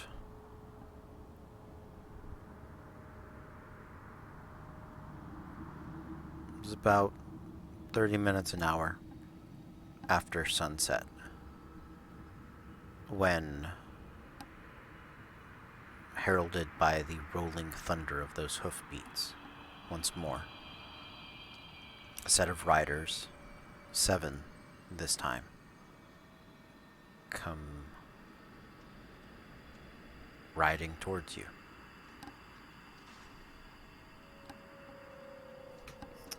Seeing them coming towards us, I'm going to start trying to bring that snowflake back up.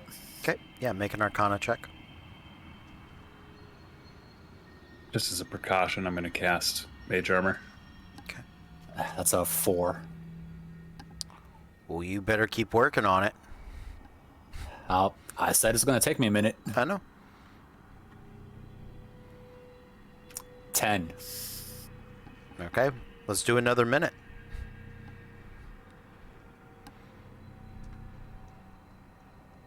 $16.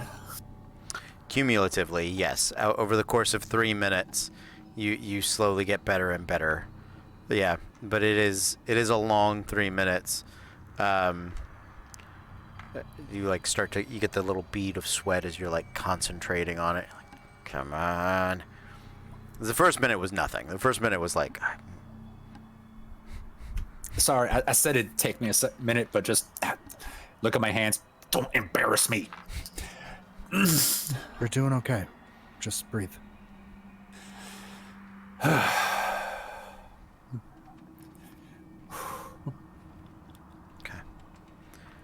You're able to produce the mark and hold it.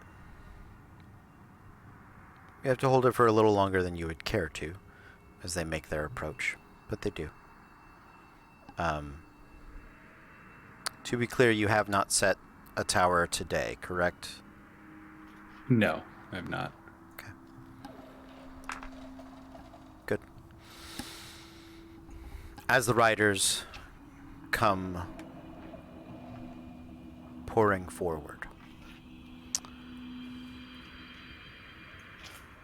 the Eladrin at the head of the group is the tip of the V, as it were. He has a long scarlet red cloak cape attached to his shoulders that falls to about waist level. Doesn't drape about his horse or anything like that. But as he rides, the flickering flash of red causes the little bits of reflective light on his similarly icy milk white and ice blue armor to reflect in those glorious, cool gem-tone color sort of ways. They ride hard and with purpose up to you, stopping about 50 feet away. While the other riders have anxious horses that they pet and stroke and will occasionally beat their hooves and perhaps need to be wheeled about a little bit, right? To be put back in formation every so often. The man at the head does not. His horse seems a touch more ethereal. His horse seems in some way a little less alive and a little more art. It's tangible. You can see it. You can see he's touching it. But it stands out.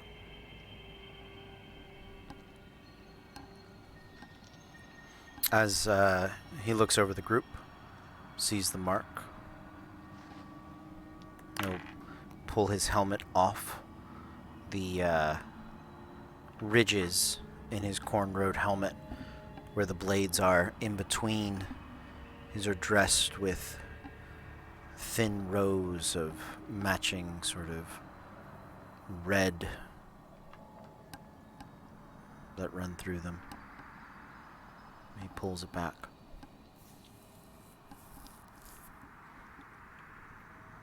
As Eladrin go, he does. He is a striking figure, and his hair is braided tight along the sides into a pulled back series of ponytails that fall down his back.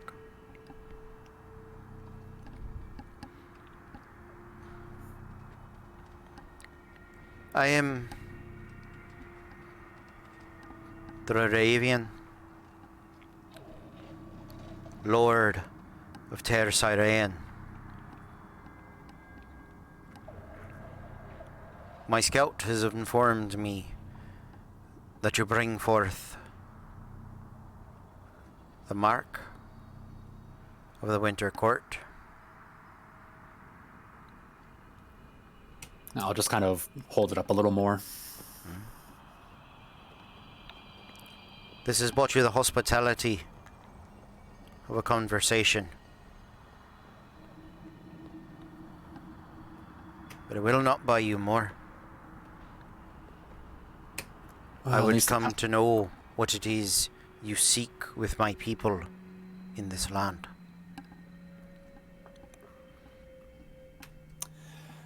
Well, the conversation is exactly the start we were looking for.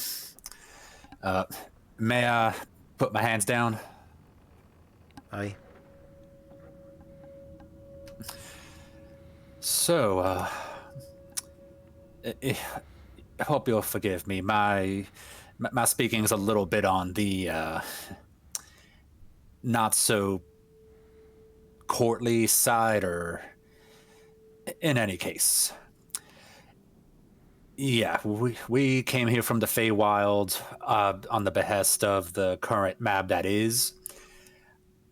We understand that things over here, or at least with you, things have been a slight bit removed for the past 700-800 mabs or so. To put it mildly, things in the Feywild are not doing too well, and we kind of need some help from you.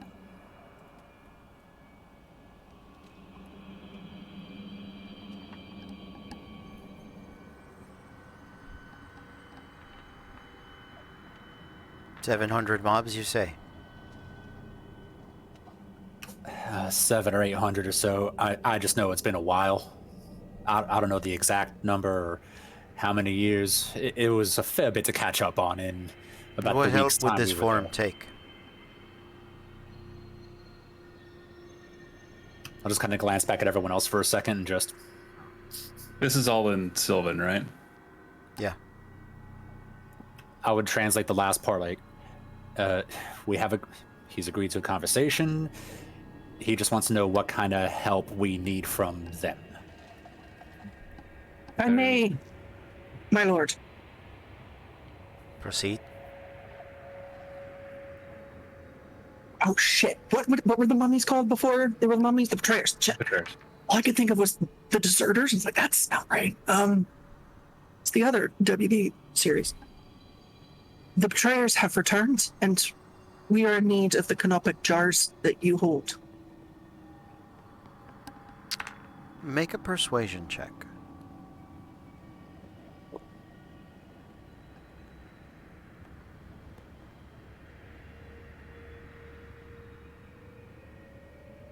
$17. Okay.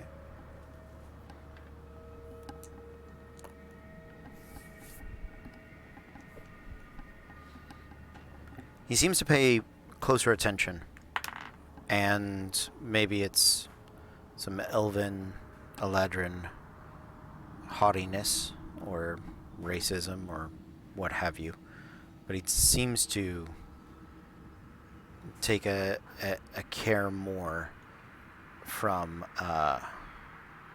what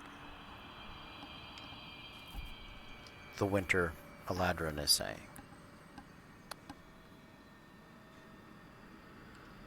The jars.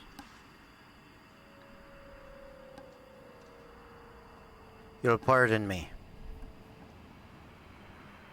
It's been, well, far less time for me here than I could imagine 700 mobs experiencing.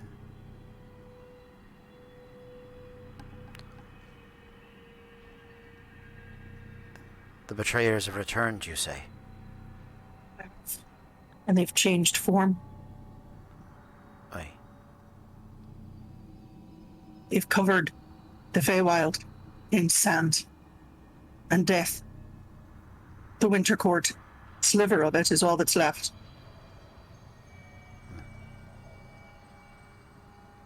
Aye. We've already started to feel the effects of the Feywild's damage in our own material plane. Have you been feeling it here? Wouldn't know. We're unable to travel about these lands. They are hostile to newcomers as they were. And a bit of an aberration, to be honest.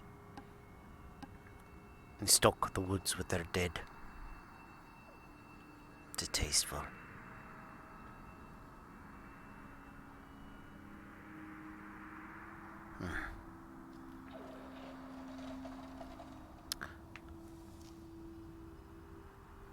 He looks over Saride. He dismounts. And he begins to walk over. Tell me what's your name? Right. Landir of House Landaris. Ah, Landaris. A name I recognize.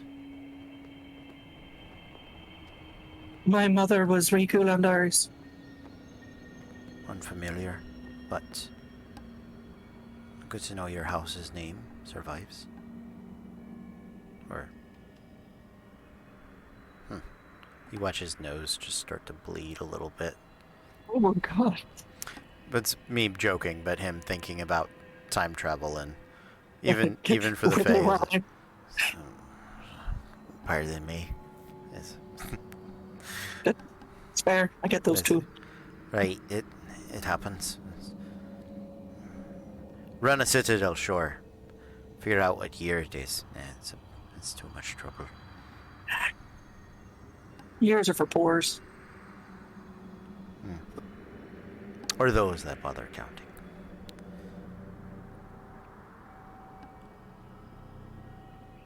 Alright. Odd to believe. I thought my children had got these jars for generations to come.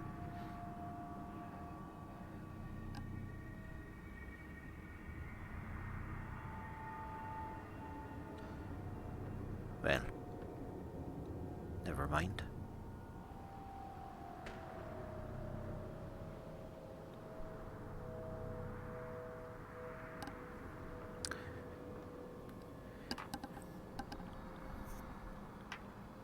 Aristeer.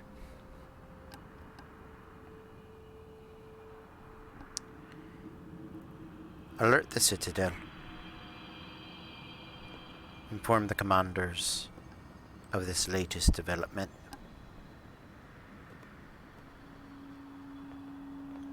Fetch me my bottle. As you wish, my lord. With that he wheels about. The solo rider, the one you had met the night before. Charges. You'll pardon a poor winter soldier's hospitality.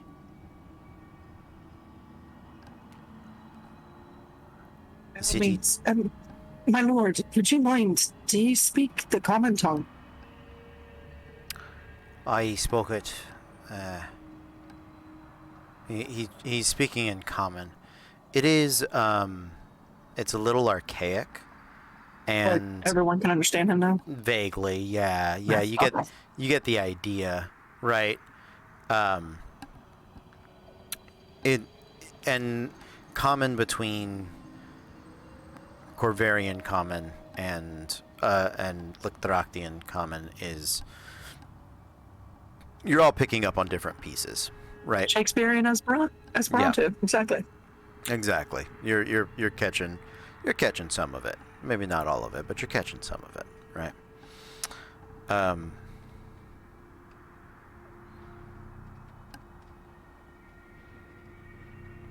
You pardon the lack of hospitality. It's the Lannis here is very particular. That we live in winter is provides us difficulty in the daylight. I'm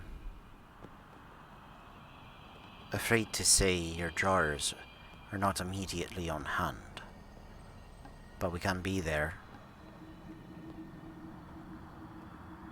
within a day or so.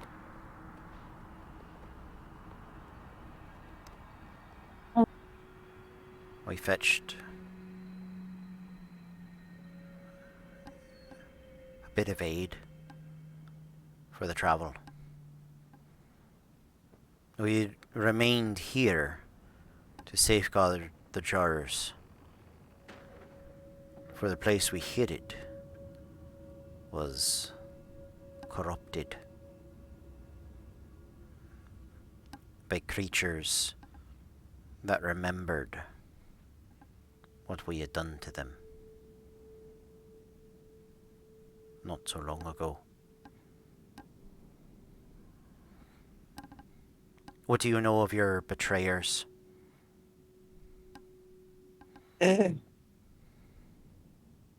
She'll. I'm trying to that they were. I don't know. At this point, it's all kind of muddled in Megan's stupid brain. So, someone want to tag in on this one? You just says Megan. You don't have to say it in character. I know that they've become one creature now. Yep. There were 4. Yes. And that they they trained with the Fae. Yes. And that's how they got longevity, and then the Fae welched on a deal. Yes. They fought alongside the Fae and Celestials against something, were promised immortality, and then we're given chose. And the Fae Peter Griffined out. Yeah. And they... Yeah. And then I know that they were in jail.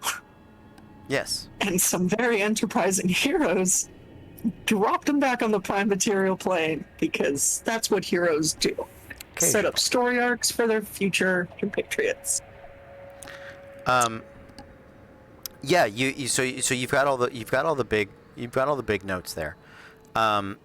It's the Outer Realm. It's the places that Azathoth and the other great old ones that the Starspawn serve, that the great old ones that Pact Warlocks serve, those madness creatures from beyond the edges of the Great Wheel, right? Mm-hmm. That's what they teamed up to fight off. Not the two. Not Quill and Ren. Not Quill. Well, the Quill and Ren fought them as well. So this was yes. This is the enemy that Quill and Ren fought. This is the enemy that these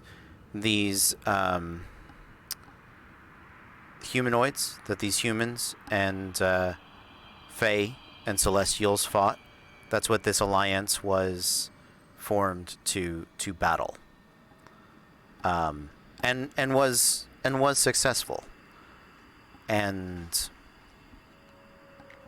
so Nazis, having assumed we've just sort of gone through and said that, right? That is correct. surprised they've forgotten. It was their... The Fae have a resistance to us against charmed, against being mentally corrupted, as do Celestials. The humanoids that we worked with did not. With them being undying, that corruption, that madness that sat within them in time would have only served as a gateway for our enemy to return. And so they were imprisoned. We had travelled here, a world remote in the cosmology, as it were.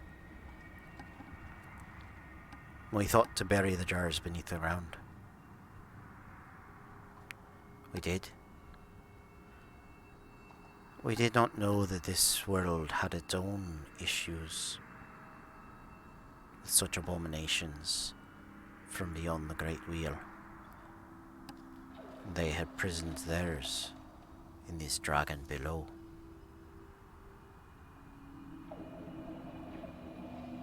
So, we have a bit of a contention.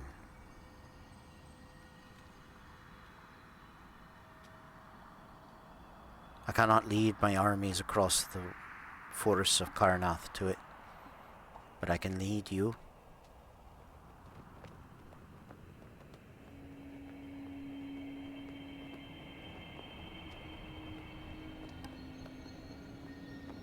I add to this, Lord. If we retrieve the jars, your duty will be done. You and your people can return home. Aye.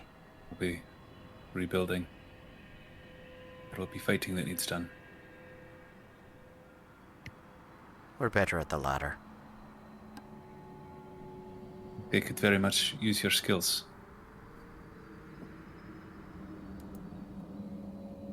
I appreciate it.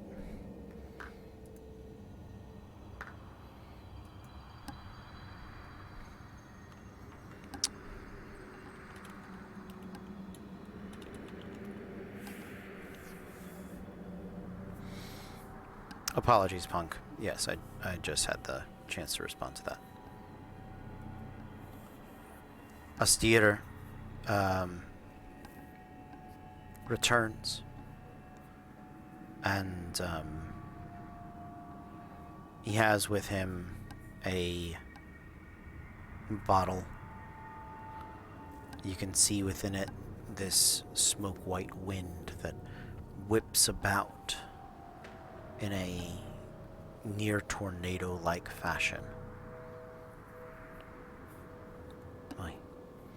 It's sort of gourd-shaped, little hourglass, right? He takes it and ties it to his belt.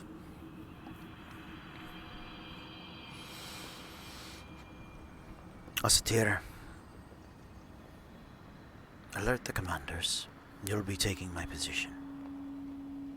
And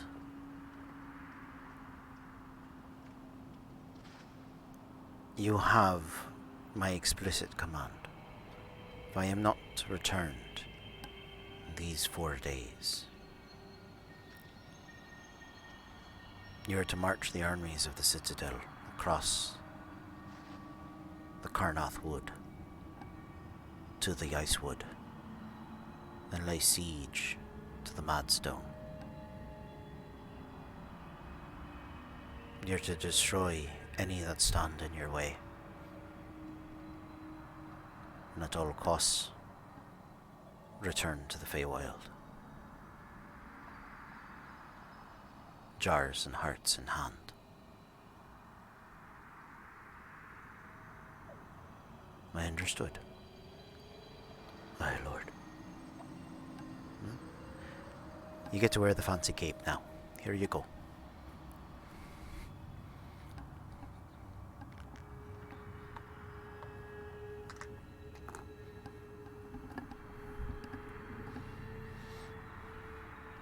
All right. You all ready?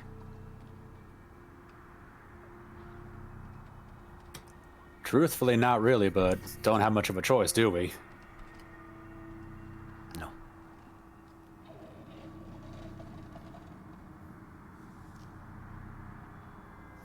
Can I just raise my hand up? Yeah. Question. More personal. Aye. I'm looking for someone. Hmm. From, human. Brutish from Onder. Goes by Burkhardt.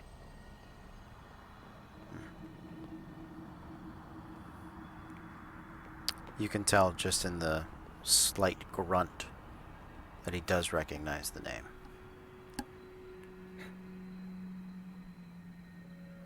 Is he all right?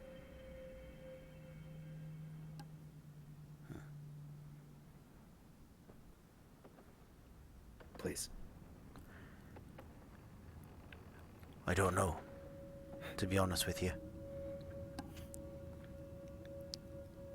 Friend of yours. Yeah. Been looking for him.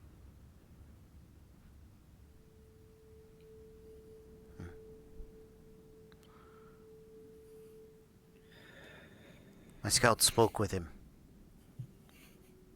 some 4 months back.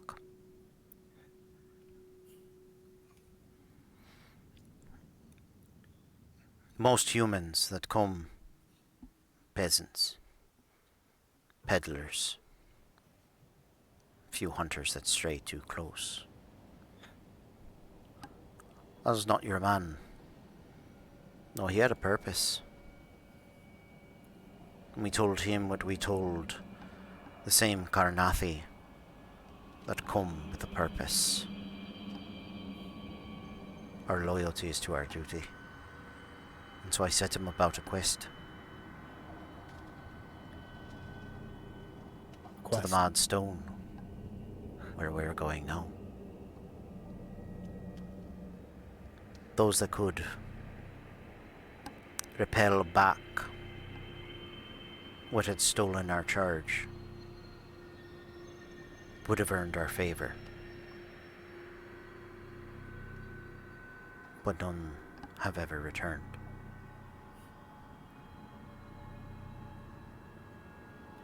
Well, you don't know Burkhardt.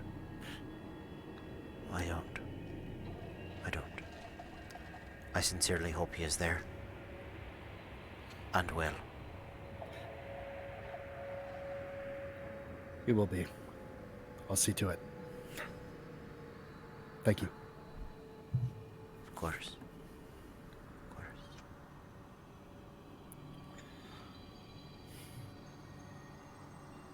Well then. Fancy a drink? Yeah, that sounds great. He is going to uncork the bottle, and it releases a loud sort of howling. And he'll pass it first to... Yep. Oriel. I'll smell it and take a sip. The smell is sort of, it's a cold, brisk winter's day that is just at dawn after a night of frozen rain.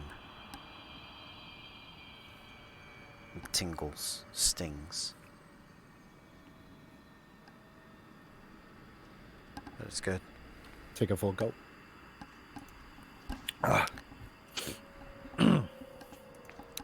As you pass it around, you begin to feel light and sort of airy and a little uncomfortable for a moment. But then it begins to sort of feel good. Very good. Very freeing. Not in like a drunk way, but in a very like liberating way. You all are under the effects of the Windwalk spell. It has a duration of 8 hours, allows you to fly 300, a speed of 300 feet per round, which is very fast. Needless to say, the 500 miles between you and Madstone is not much of an issue anymore. And he is going to join you.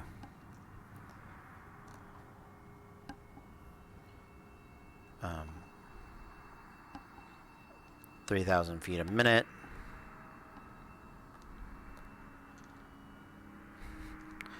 Which is... good lord. Little over 1 mile a minute. Yeah. So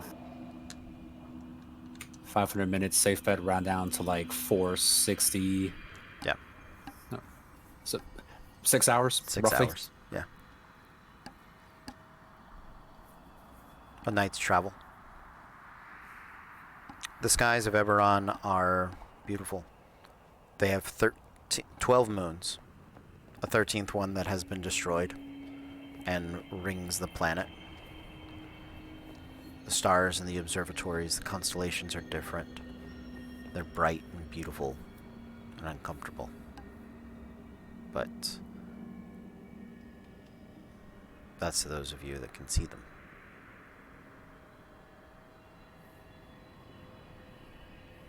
Following in the wind, you travel east, deep within another forest. Come to land.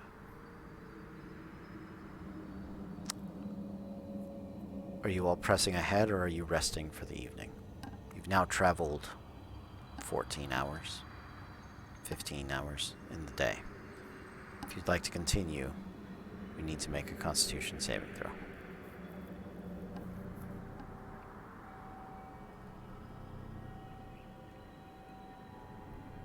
I leave it to majority. Yeah, I'd opt to take a quick little breather, but also to get a little bit of some insight of what's waiting for us inside the Madstone. I was gonna opt for the same thing. Yeah, we can rest. Okay. Sounds good. Did we bring our tents, or did everyone leave them in the tower? I still have my tent. Okay. You can cast the tower if you want, Talon. It is up to you. Well, if we're only taking, are we taking a short rest or a long rest? The question of the party, because I'm feeling okay. If we short rest, will that stop us from having exhaustion? I'll give you advantage on the Constitution saving throw, but it's not going to stop you.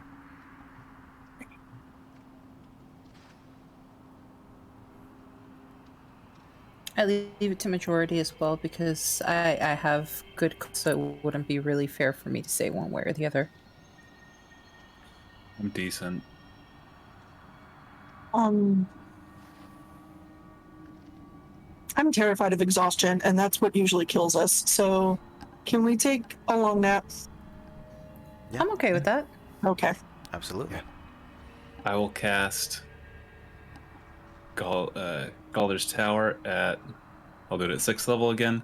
It goes kitchen, bedrooms, sauna. Okay. Sauna and bathtubs. Just so we can rest it out. Sounds good.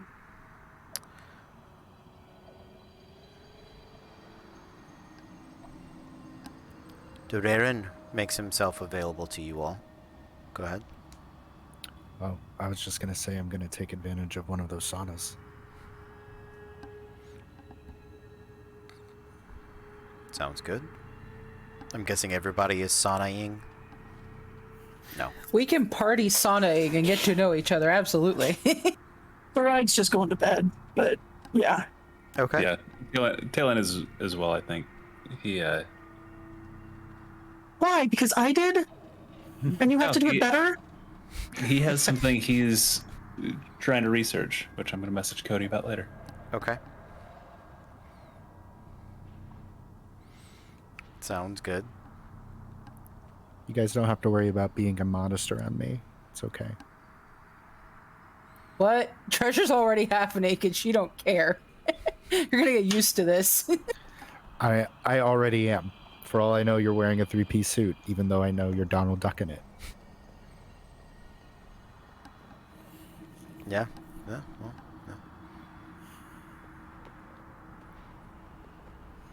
yeah. This is nice. You guys do this all the time? We just recently got treated to this.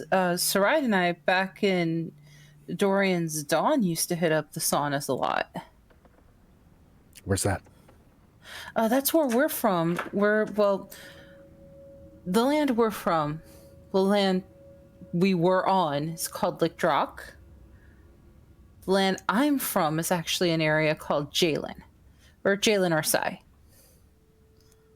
Jalen Arsai. Okay. Jalen is kind of a very colorful marketing trade desert community. It's very pretty, a little bit seedy some days. But overall, just if you're ever looking for a good story, questionable source for a weapon or armor, that's kind of where you go. I know this might sound weird. Sorry. I didn't mean to interrupt. Go ahead. Yeah, Lickdrock, which is where, I got fortunate enough to meet Talroth, Sarai, and just about everybody except Talon. We didn't meet him till much later.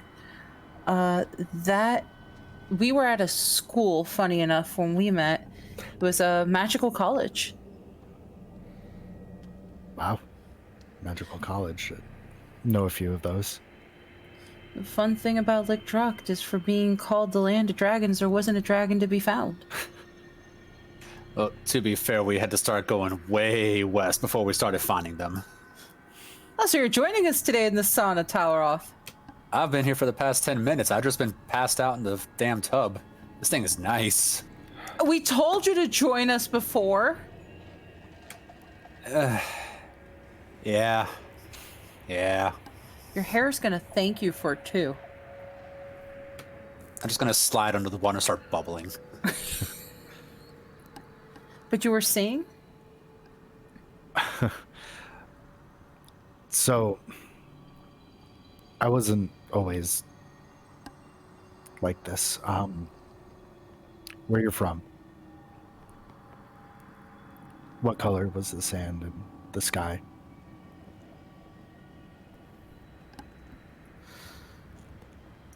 Jalen, Cody, if I remember correctly, sand was just kind of gold and the sky really pretty turquoise blue, right? Yeah.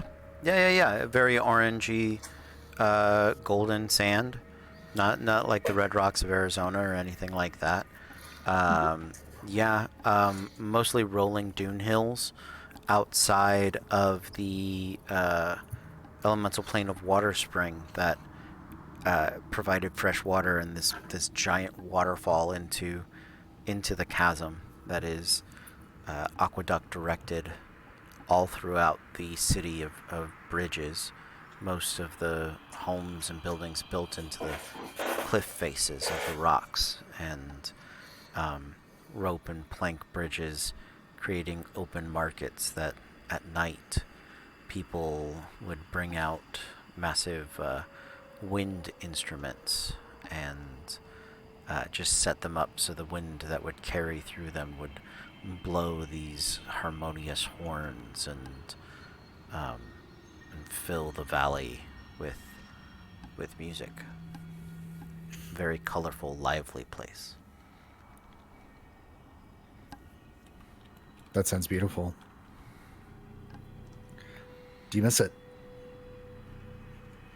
I had him before, but more recently, I'm missing it a little more and more. How long has it been since you've been home? Years?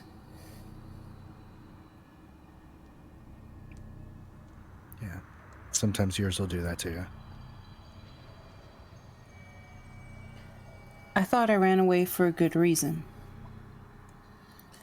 And now I'm kind of questioning it.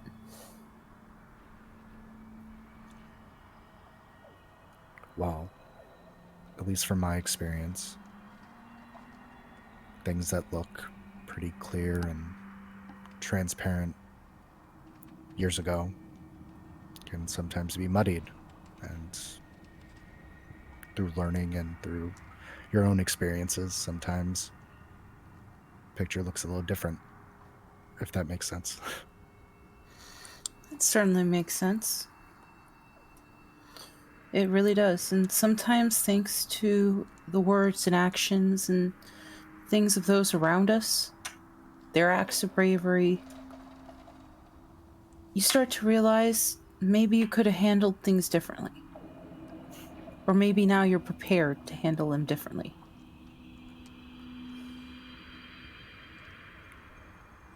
Well, from the certainty in your voice, it sounds like you know the difference now. Yeah, at least I hope I do. You do. You said you could see before. If it's not too forward, what happened?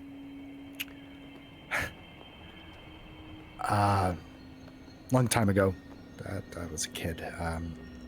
Me and my friend Burkhard, we were part of the temple of the Church of the Silver Flame. At least a small sect in Onder.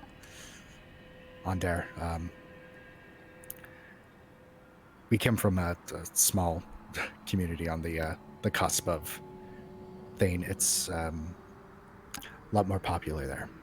On a pilgrimage of sorts.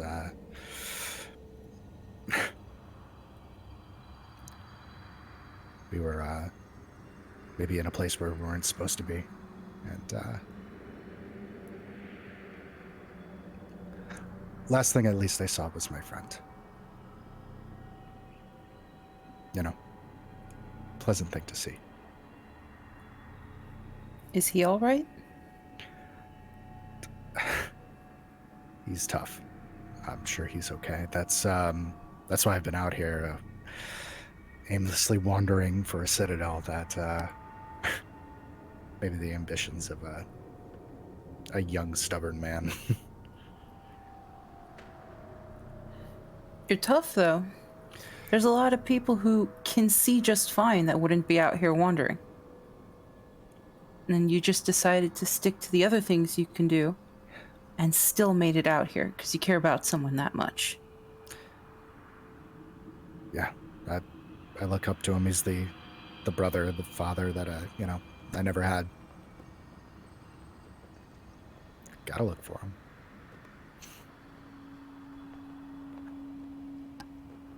Hopefully we can find him along the way to finding these jars. I have faith we will.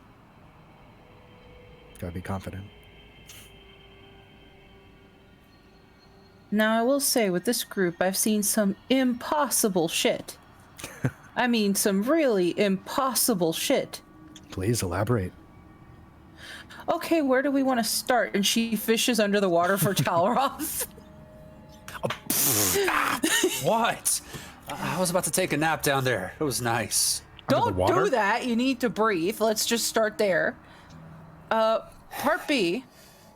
So we're discussing impossible shit this group has done. Would you like to add? Well, do you want to start with the beholder that we tried to play strip poker against, but also tried to rob blind? Please start there. That sounds fascinating. Oh shit! I didn't mean to say to the whole blind thing. It's like that was just turn up phrase. Are you I'm not glass. It's okay. just You're wanted right. to check? That's all, man. Ah, But yes, we could be here all night talking about this beholder, so we will let you know off screen a little bit about the beholder. yeah, please. I'm genuinely curious.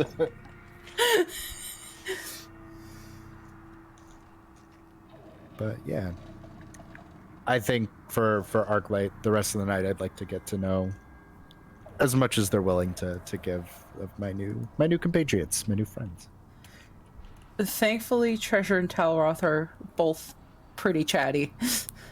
I'm a good listener. See, that was a blind joke. You can laugh at that one.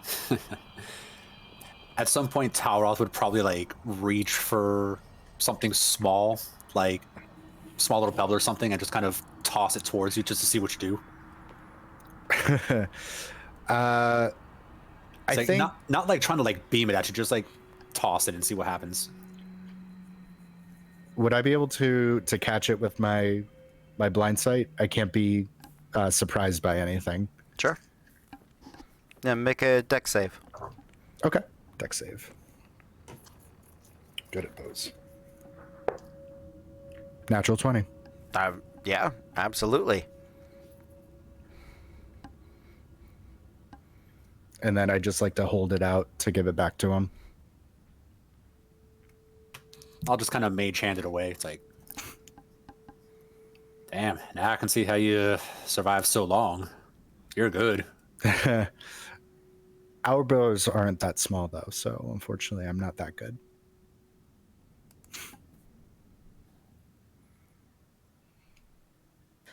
Good enough to still be up. That's good. Yes.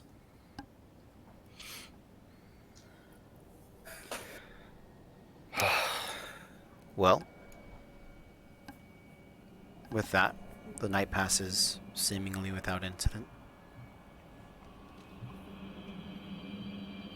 You all rise in the morning and with your preparations begin to travel towards the Madstone.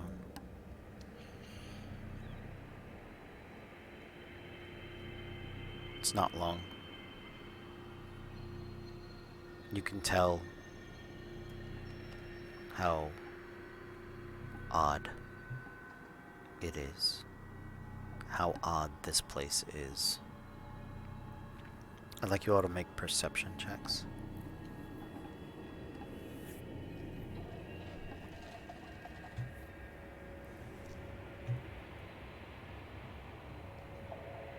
$16. 11. 30. 19. 18. Okay. You all feel like you're being watched.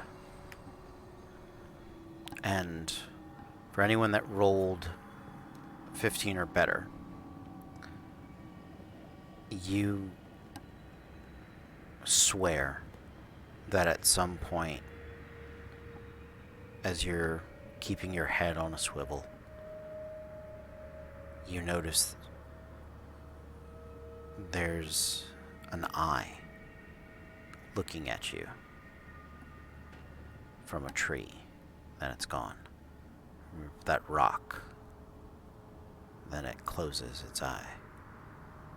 They seem to be popping up in these random places, inanimate objects. One appears immediately underfoot, and when you lift your foot to see it, it's gone.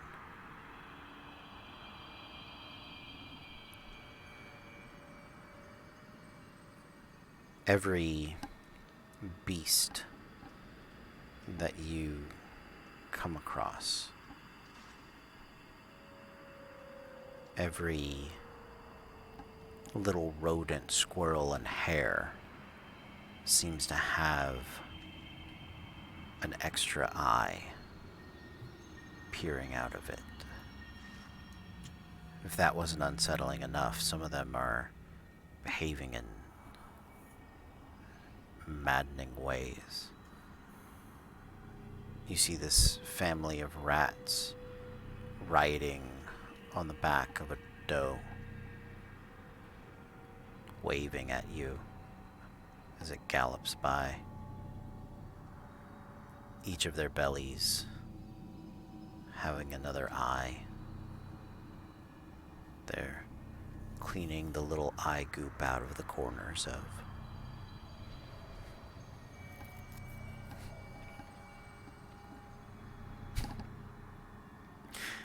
I'm sorry, Panda.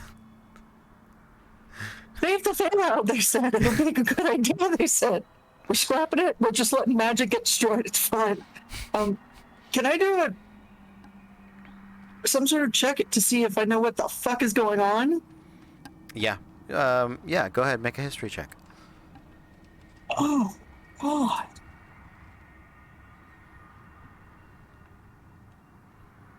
Dirty 20. Okay. Yes. Creatures from the outer realm don't exist properly in our world, in any world. That's why they've been forced into the outer realm, right? Because there's no room for them to exist here. So they cause bouts of madness and mutations in everything around them. That's where beholders come from. That's where illithids gain a chunk of their capacities from.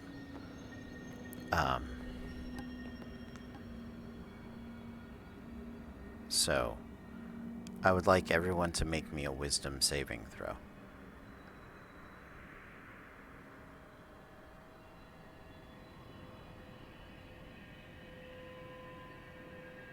19. 15.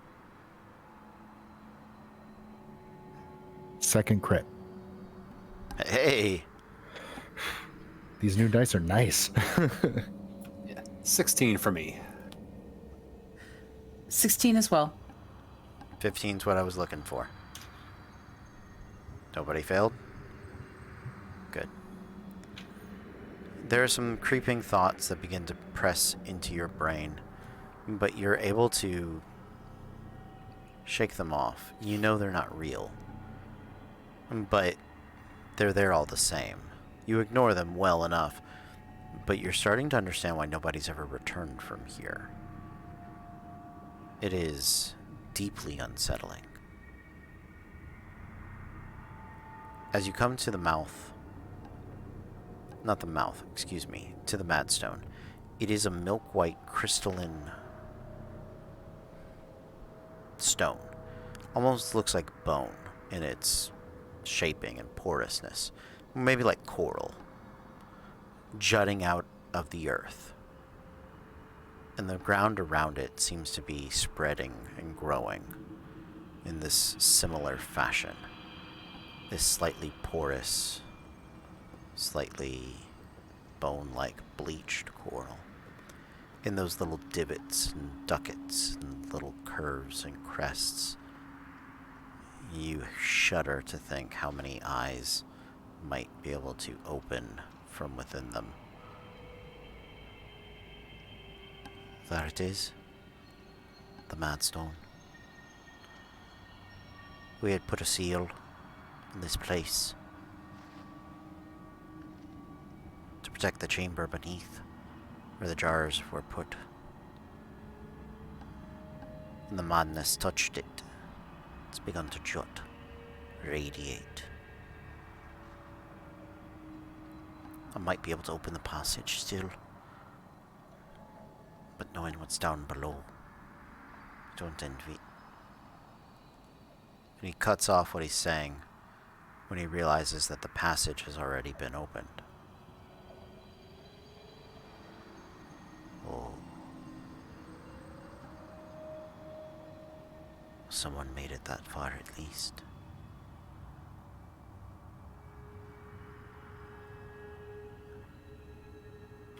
You mentioned that not too many people knew how to open this, right? Right.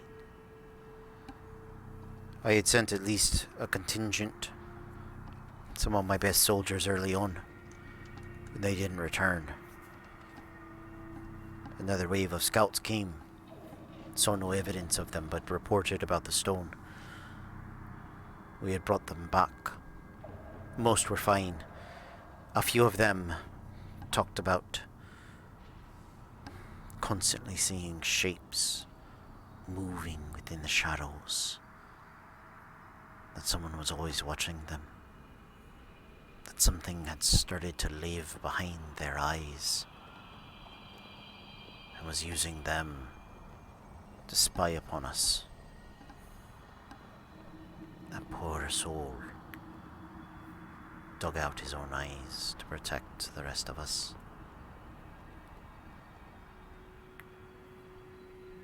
After losing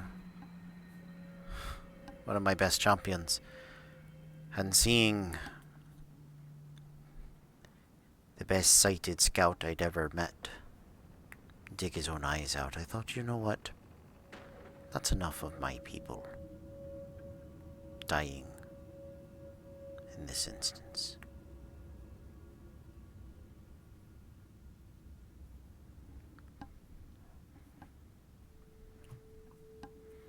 Well, they could always try my eyes. And I'm going to move forward. See if I can go. It's a good thing we're not your people, and she'll follow.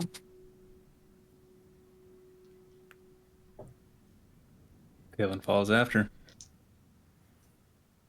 Same, just gonna fall in stride.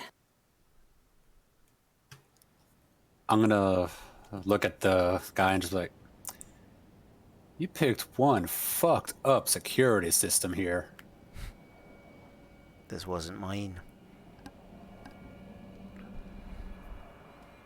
Oh, can we at least count on you for a ride back if we make it out in one piece? If I die, pull the bottle off my hip.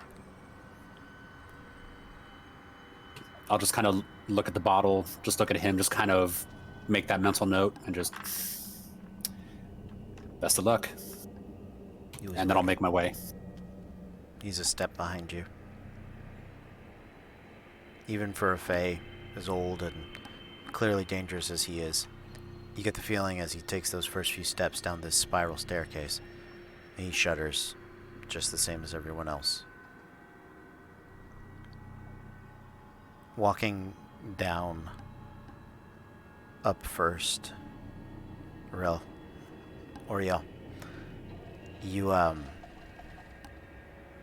you feel the heat of light, of fires, just in like small little pockets of the coral, kind of.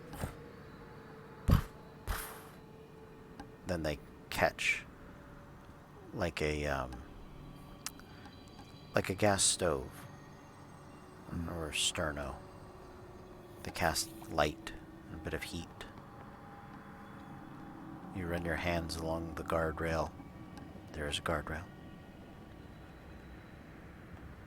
But it's jagged. And occasionally you feel the eyelash of something blink beneath your hand.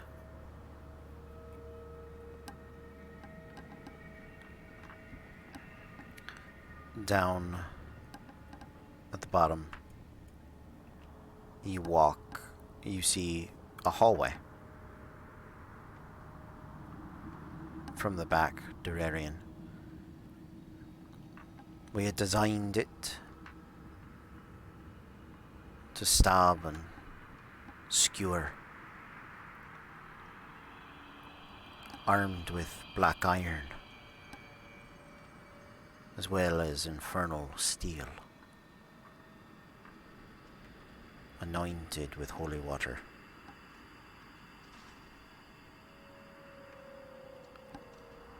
Who was immediate, or Saride, you were second. You're the only one that's sighted. As he describes it, you're like, yeah? because this is a hallway of sprung blade spike traps and bodies skewered upon them, stuck to the walls. There's no danger of these traps hurting you unless you run into them. They're all already sprung. Holy shit. What? Well, the good news is we don't have to check for traps. That's good. I was about to do that. You may want to watch where you step.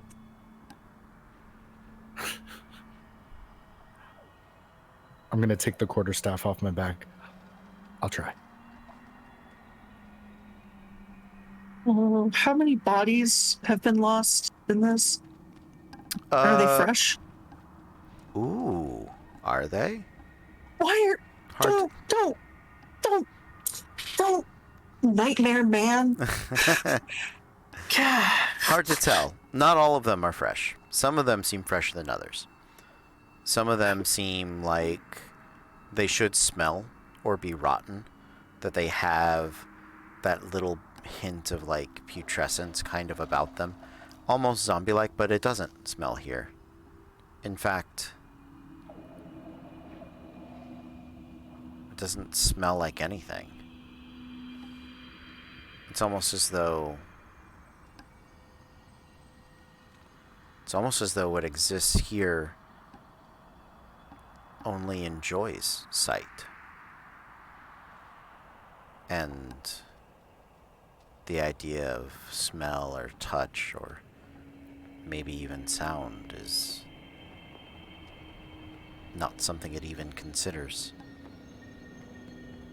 Oh my god. Since we've met one before, is that beholdery? A hint, but beyond what a normal beholdery might be. What does that mean? Do we have... can I do something on what is... on this nightmare riddle of what is more than a beholder? There's nothing more for you to know. I mean, it might be the Lord of Beholders. It might be what a beholder aspires to be. It might be what made a beholder like a beholder. Is it the little baby dragon? Oh, it might be one of those too. Is he all grown it up now and it's a dragon beholder? 'Cause that would You guys be okay. killed that one, but Oh, yeah, we did. that's okay. But we didn't want to. No, you didn't want to. So, okay. She's going to turn around and look at everybody and go,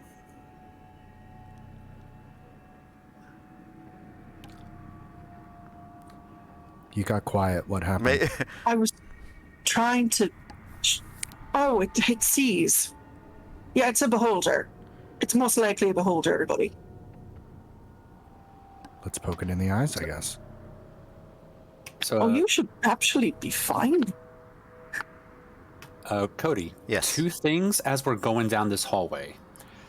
The Okay. first one, seeing all the eyes that were outside on the different critters. Uh-huh. Are the bodies missing their eyes? Do you check? I'll check like a couple of them. If I see like the first 2 or 3 are missing their eyes, then I won't even bother checking the rest for the eyes. Cool. Make me a sleight of hand check.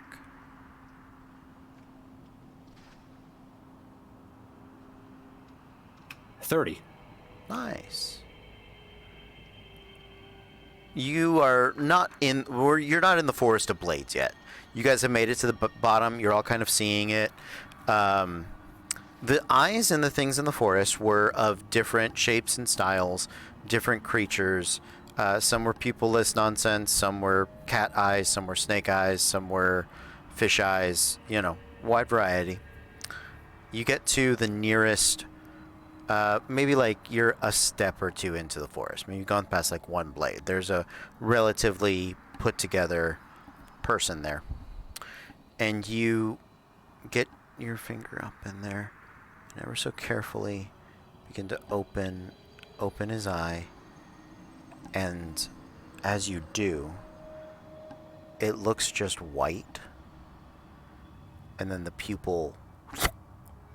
But when it does, and it turns to you, it pops out of the socket, and you rolled high enough on your sleight of hand, you can catch it if you would like to.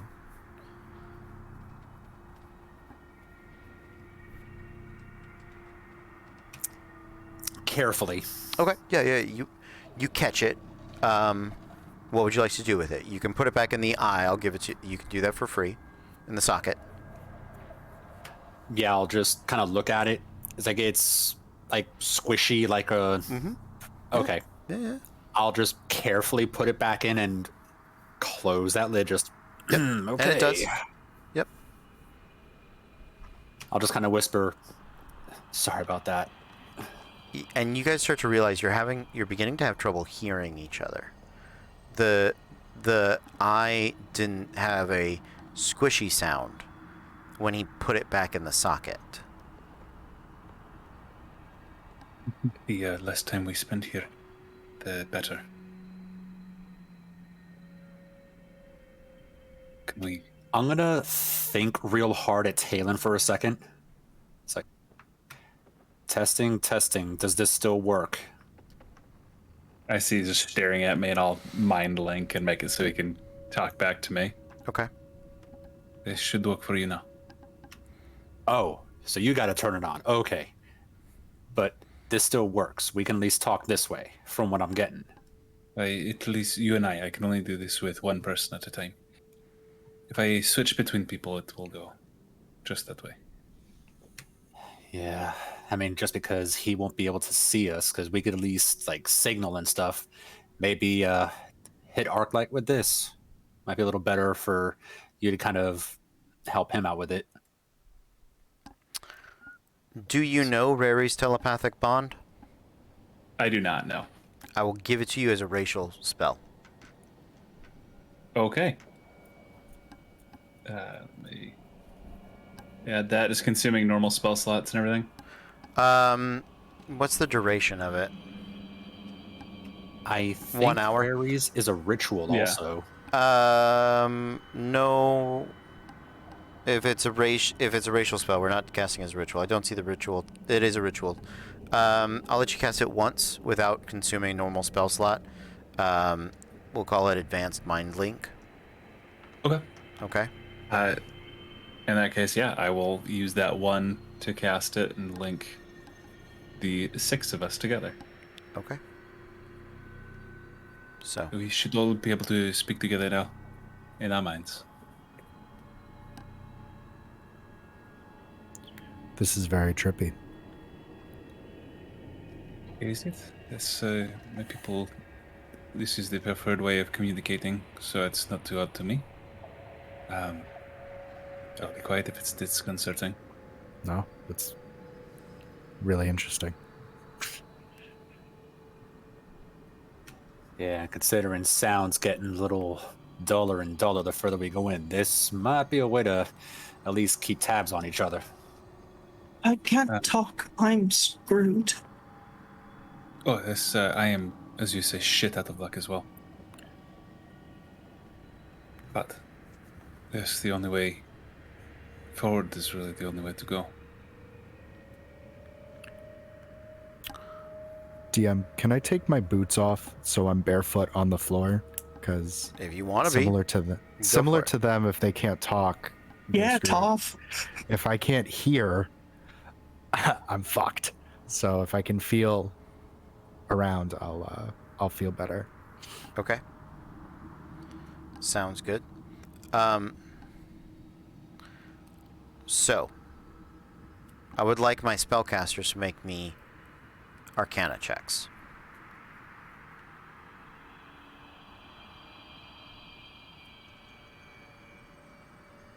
D4. 14.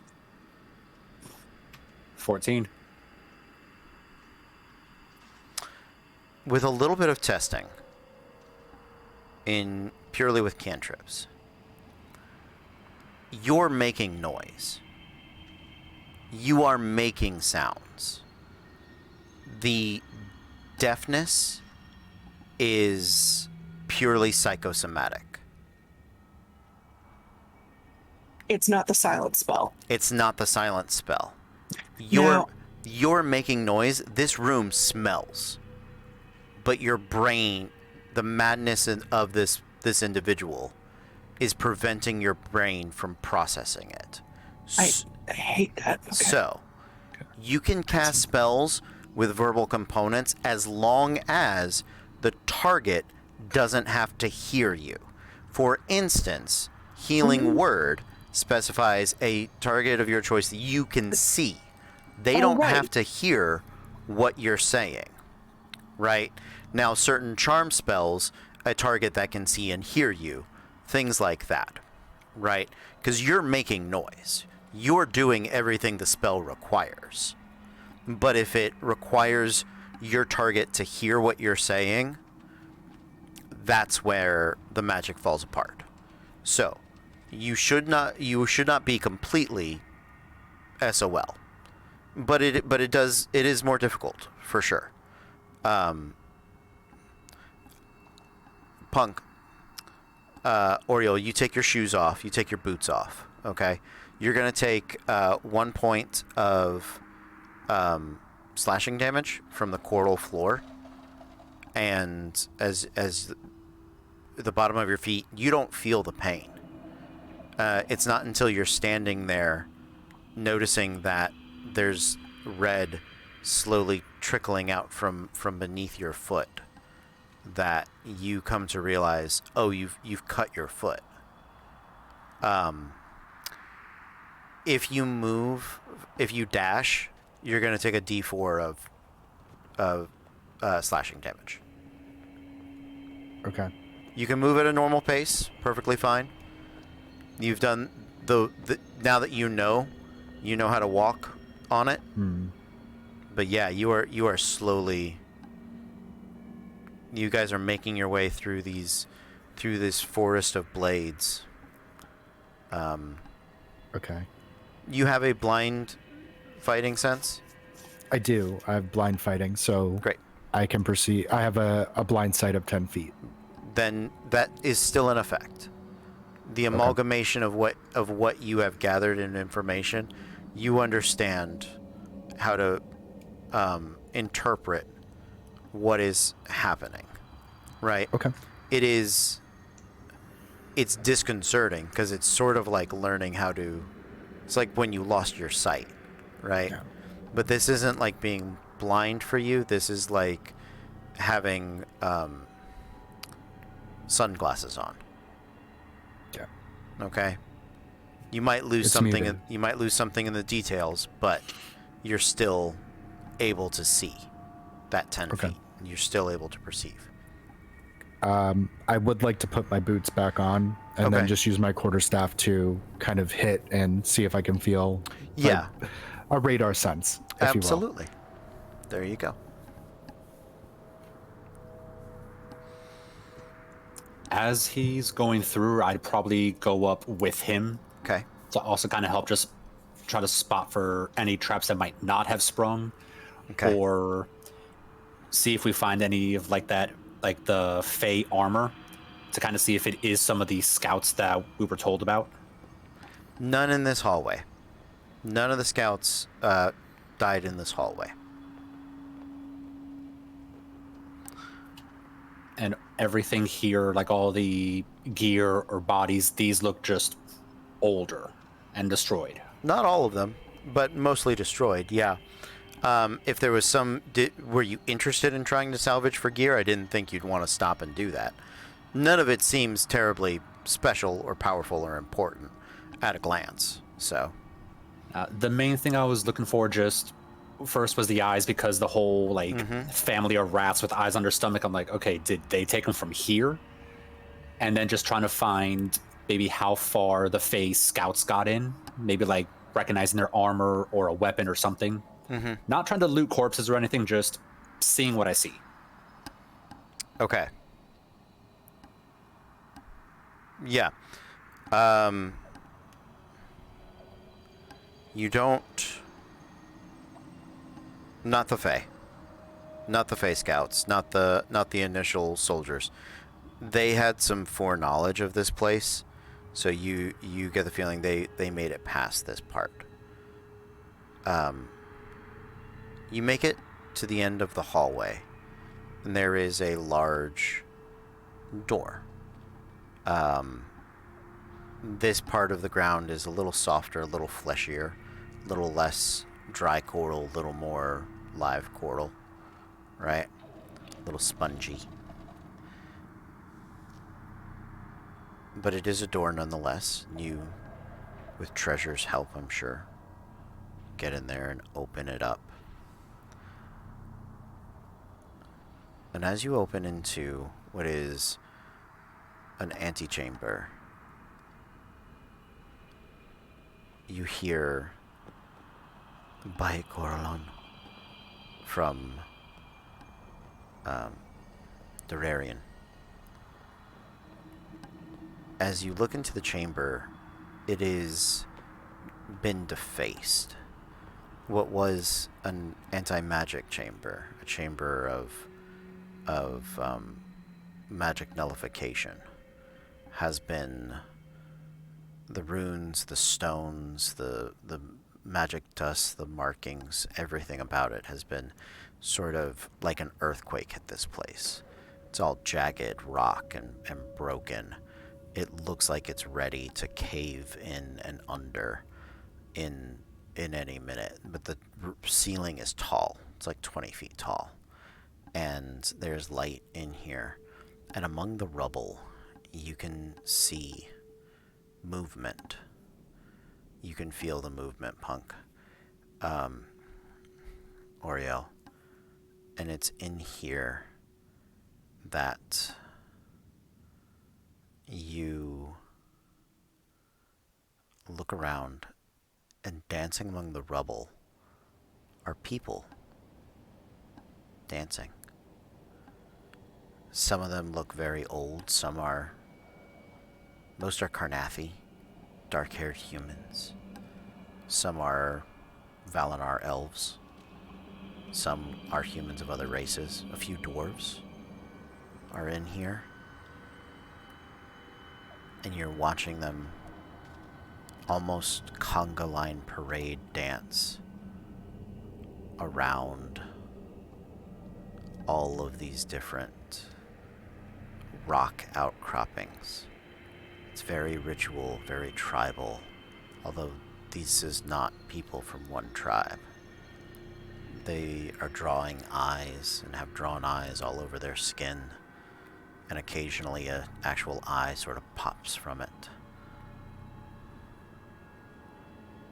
And as the conga line snakes its way around one of the posts, there in the middle, about 30 feet from you, Oriel, you see the first thing you've seen in 20 years. It might also have been the last thing you saw, your friend dancing. He wasn't dancing then, but he's dancing now.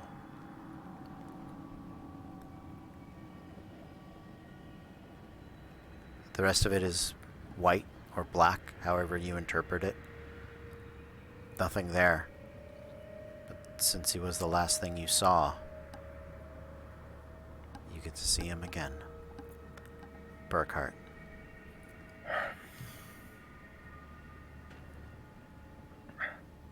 I'm just going to take a second. And that's where we're going to end our adventure for this evening.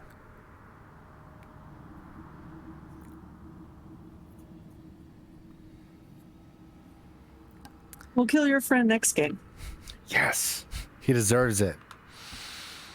Might be able to save him. Might not have to kill Owes me him. 5 gold. That's why I'm looking for him. How are you guys doing? Did you guys have a... Good. Oh, that was awesome. Yeah. That was amazing. I have been biting my tongue because I have a feeling Mars knows what's happening. I don't know what's happening. Mars, what's happening? I'll tell you off. Okay, I'll ask all right, off stream. that's fine. Cool. Gotta theorize later. All right. Sounds good. I hope you guys had a wonderful, wonderful game. I had a great game. Thank you, Tristan. Thank you for the session. Thank you for all of the love and the support for hanging out with us tonight. I believe, Pixie, do you have a raid set up? You need to send me a raid. Let's make sure I do this correctly. Thank you so much, Justin, for being here, for hanging out with us. It was a great... Thank you for having me. Yeah, great to have you. Sorry, a little heavy on some narration parts, but we get a little adventuring in now. I don't want to spend too long in Eberron, but I don't want to rush through too much either. I just thought if we had some really fun, points to kind of hit, right? And I thought it was cool having Daredevil around and having a psychic around, that you guys would have like some unique skills for this, for like in a weird fate kind of way for this particular challenge, you know. So yeah, I'm very excited about it. Awesome. Thank you guys for the raid. Stick around. I am gonna send you to the be right back to the ending credits. We'll see you guys next time, but until then, stay tuned.